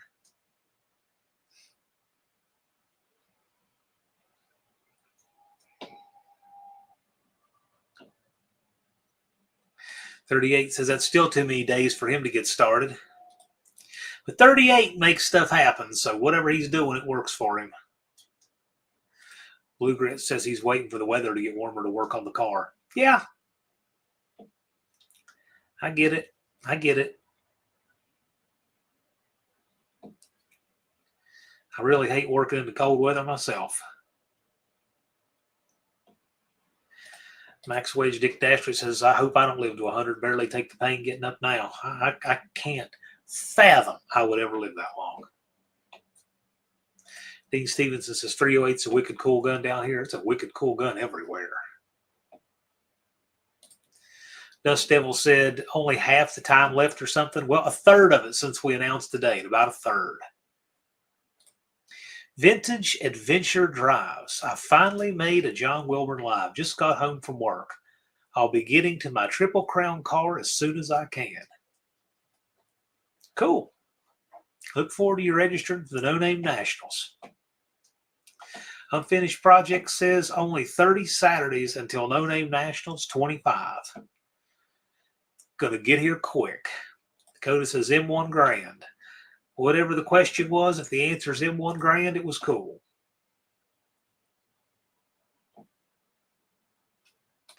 .38 Racing says, did the last one in about 90 days. Still on the road as a daily driver. Yep. He made that trip all the way from Nebraska. Ray is a warrior. What's the worst problem you've had on the road driving your 59 Chevys here from Nebraska, or to Missouri from Nebraska, not here? Jody Pearson says it just got out of a 2-week stretch of -20 and colder here in North Dakota. Ooh, yuck. JB says, bring the call-outs. Levi says, I'm back. Everyone, 210 days is crazy. Car's still apart. Transit in pieces. Going to work on it tomorrow. All righty.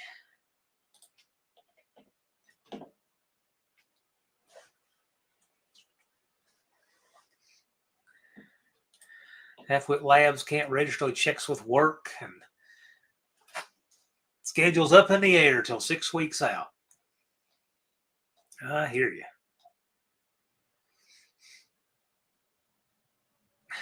Finished projects hitting the road.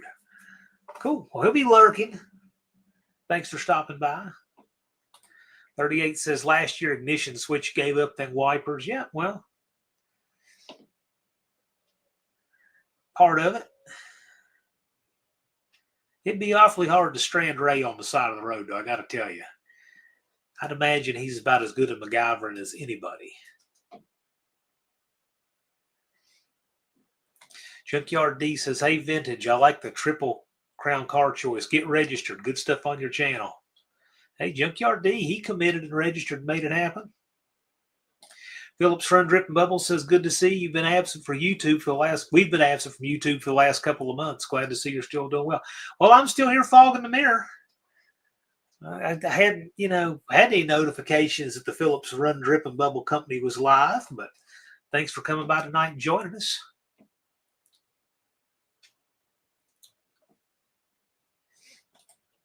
Halfwit Labs is asking, does anybody know how to remove badly applied bed liner short of sandblasting or paying a full DOGE finding for a chemical dip?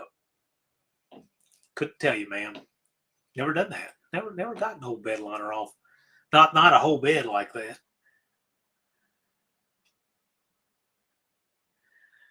Dust Devil says, Levi, the car is apart and the transmission's in pieces, so you tried to make a pass yesterday.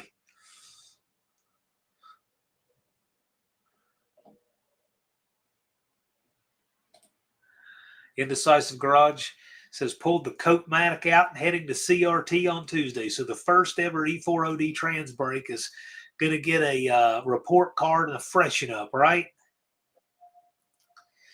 Very cool. 38 Racing says, a heat gun and a scraper will peel up the bed liner. Right on. Unfinished Project says, heat gun and blade. Yeah. Of course, that's the way I've gotten undercoating off. I'd imagine it would be similar, just thicker. Of course, I use a torch. I'm just careful and use a torch.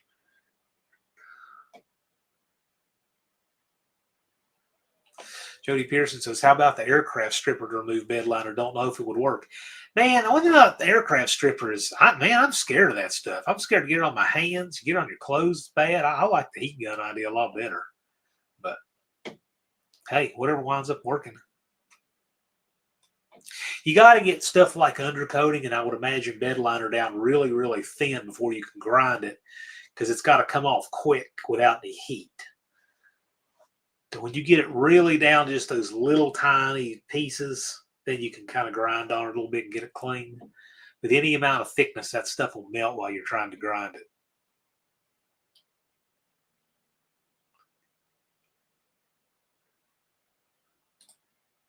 Levi says, this is coming from the clock car owner. I'm not afraid of failing. If you don't fail trying to do something, that means you haven't done anything at all. Well, respect to people who fail and get up.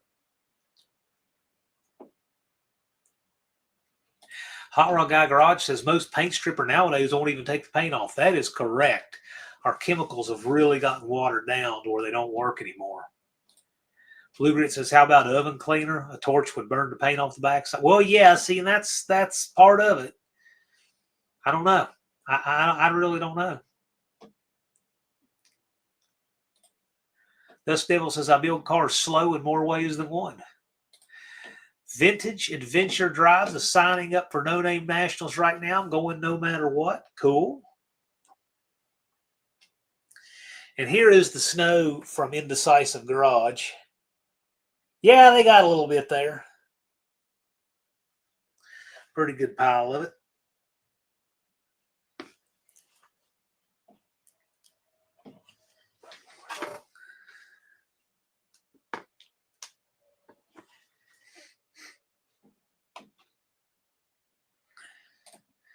Dude tried to bedline the whole Jeep without any prep and apparently with about half as many spray cans as he needed. Yeah, that sounds pretty common. People doing stuff like that. Leighton Welding is here. How's it going, sir? Thanks for joining us. Levi says, Brian, you're a testament to perseverance, buddy. Yes, he is. Brian is a guy who just, man, he moves that football 2.5 yards per carry, and he is going to get there. That's the key, though. The first year the car didn't make it. The second year the car made it. Third year the car ran and went down the track. And the fourth year it's going to make a pass. So Brian's making it happen. Phillips Run Drip and Bubble suggests just good old-fashioned elbow grease. Tell you what, a lot to do there. Old McDonald suggests liquid nitrogen and a hammer. I could see that. Yeah. maybe. BNR says, I helped a friend strip the paint off a 69 Corvette with only razor blades. Oh, gosh. But yeah, BNR, though, if you're using razor blades on a Corvette, weren't you nicking into the fiberglass the whole time? It wouldn't be like trying to do that on steel. Dougster says, the aircraft stripper you buy at the store actually says on the can, not for use on aircraft. Yeah, I'm sure that's just to sell it, though. Lake Welding says, need to get this burnout truck going, but waiting for warm weather. Clayton says, I've seen a guy online bracket racing a slow 20-second car. It actually looked fun. I remember one year I went to the Fun Ford weekend at Bristol, and in the bracket race, everybody was cheering for this little Festiva that ran 20-second quarter miles. And the stands were cheering because he would come up in the bracket running against a Mustang that runs in the eights. And people were having a hard time knowing how to deal with him on the tree because, you know, even being a sportsman tree would mess with their mind. When are they actually going to bring up the RPMs?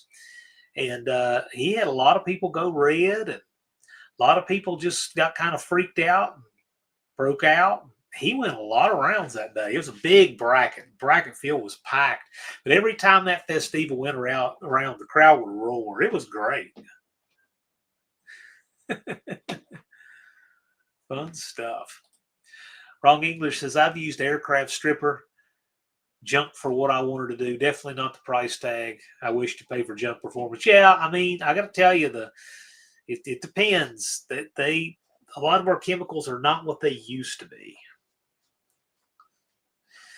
Like Welding says, need to get back to making videos. I understand that.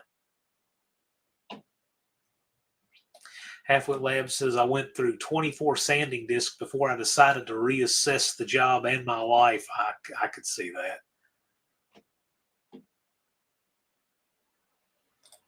Levi says, driving slow cars fast is fun, makes zero sense, but trust me, it is. Oh, yeah. BNR says, we never touched the factory gel coating. Sanding would have taken the gel coating away. Okay. I'm just trying to picture in my head what you were doing with those blades. Dust Devil Garage says, I have a problem with finding shiny new stuff and putting it on the car that doesn't run.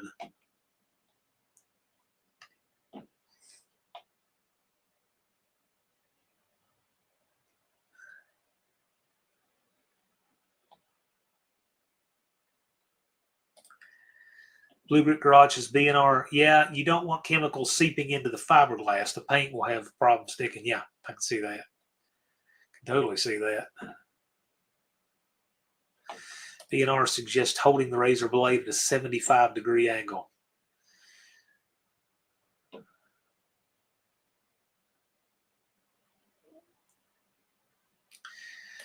LSS says it's no more than 30 days till spring. No more snow, hopefully. Yeah, well, we'll see. Our biggest snows we've ever had have been in March, though. You know that. Because we have the water. We just have to have the cold.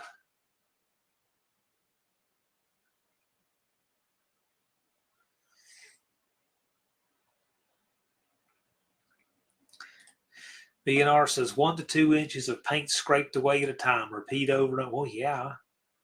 It's a lot of paint to take off that way.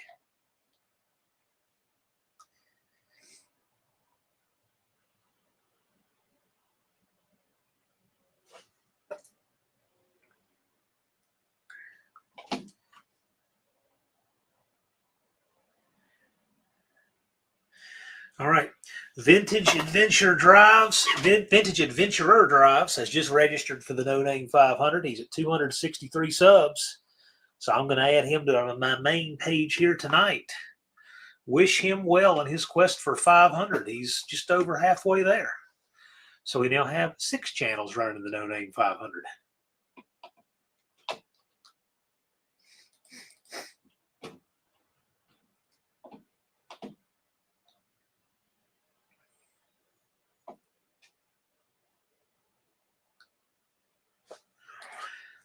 One of Mrs. One-Eyed Cat's co-workers is on vacation in Florida and didn't take her with. I can understand that.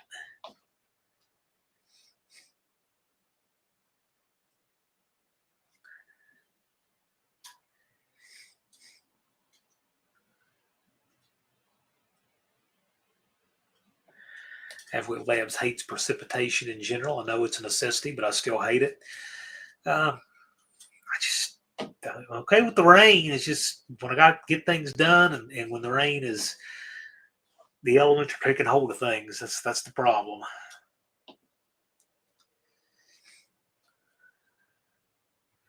$264 now.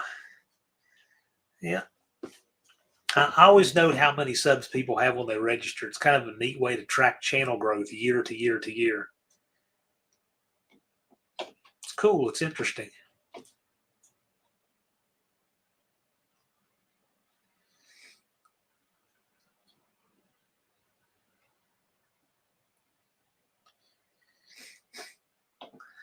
Possum on a gun bush. I have one friend who reminds me of that. My friend Hagen. Vintage Adventurer Drive says, I'm glad to be part of this crew. Can't wait to get to the event. Yeah, it's a blast, man. And what is that, a 73 Duster, 73 or 4 in your thumbnail there? Or is that a Valiant? What have you got there?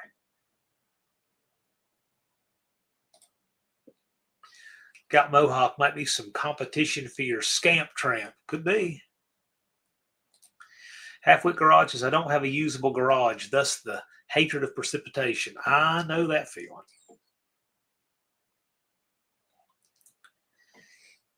Car and thumbnail 74 Scamp. Yeah, cool. Good stuff. Couldn't see the seat belt to know if it was a 73 or 74. That's about the only way I know to tell those apart. Is it the 74s, I believe, had they had a different style, like an integrated shoulder belt, whereas 73 and down had the two-piece, like most people are familiar with. You had the one shoulder and then the lap. They were separate. And that was kind of like something they only did for a few years.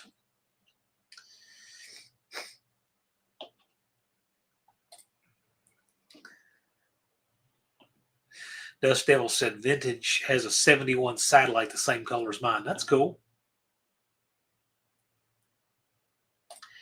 LSS Drone says, y'all are awesome. Love this community. Everyone's so nice.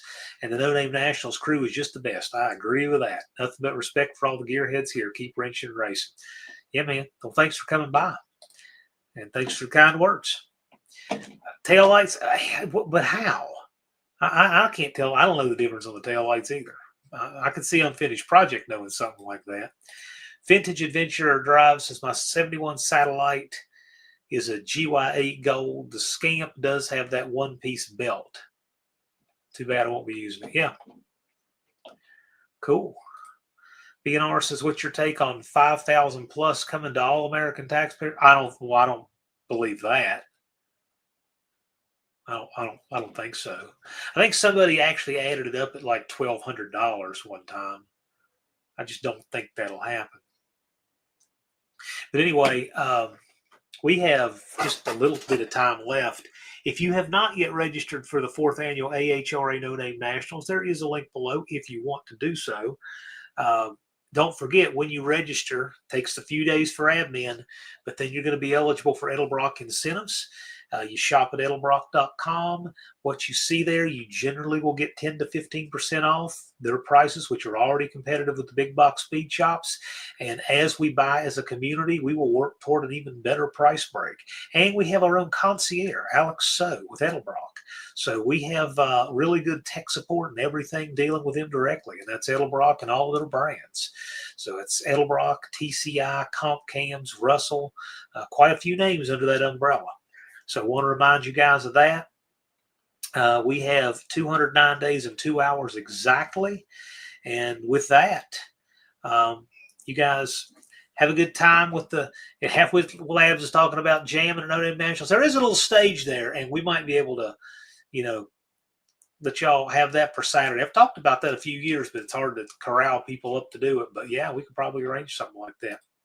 But anyway, you guys have a great weekend. Thanks for coming out, and I will see you again soon. Take care.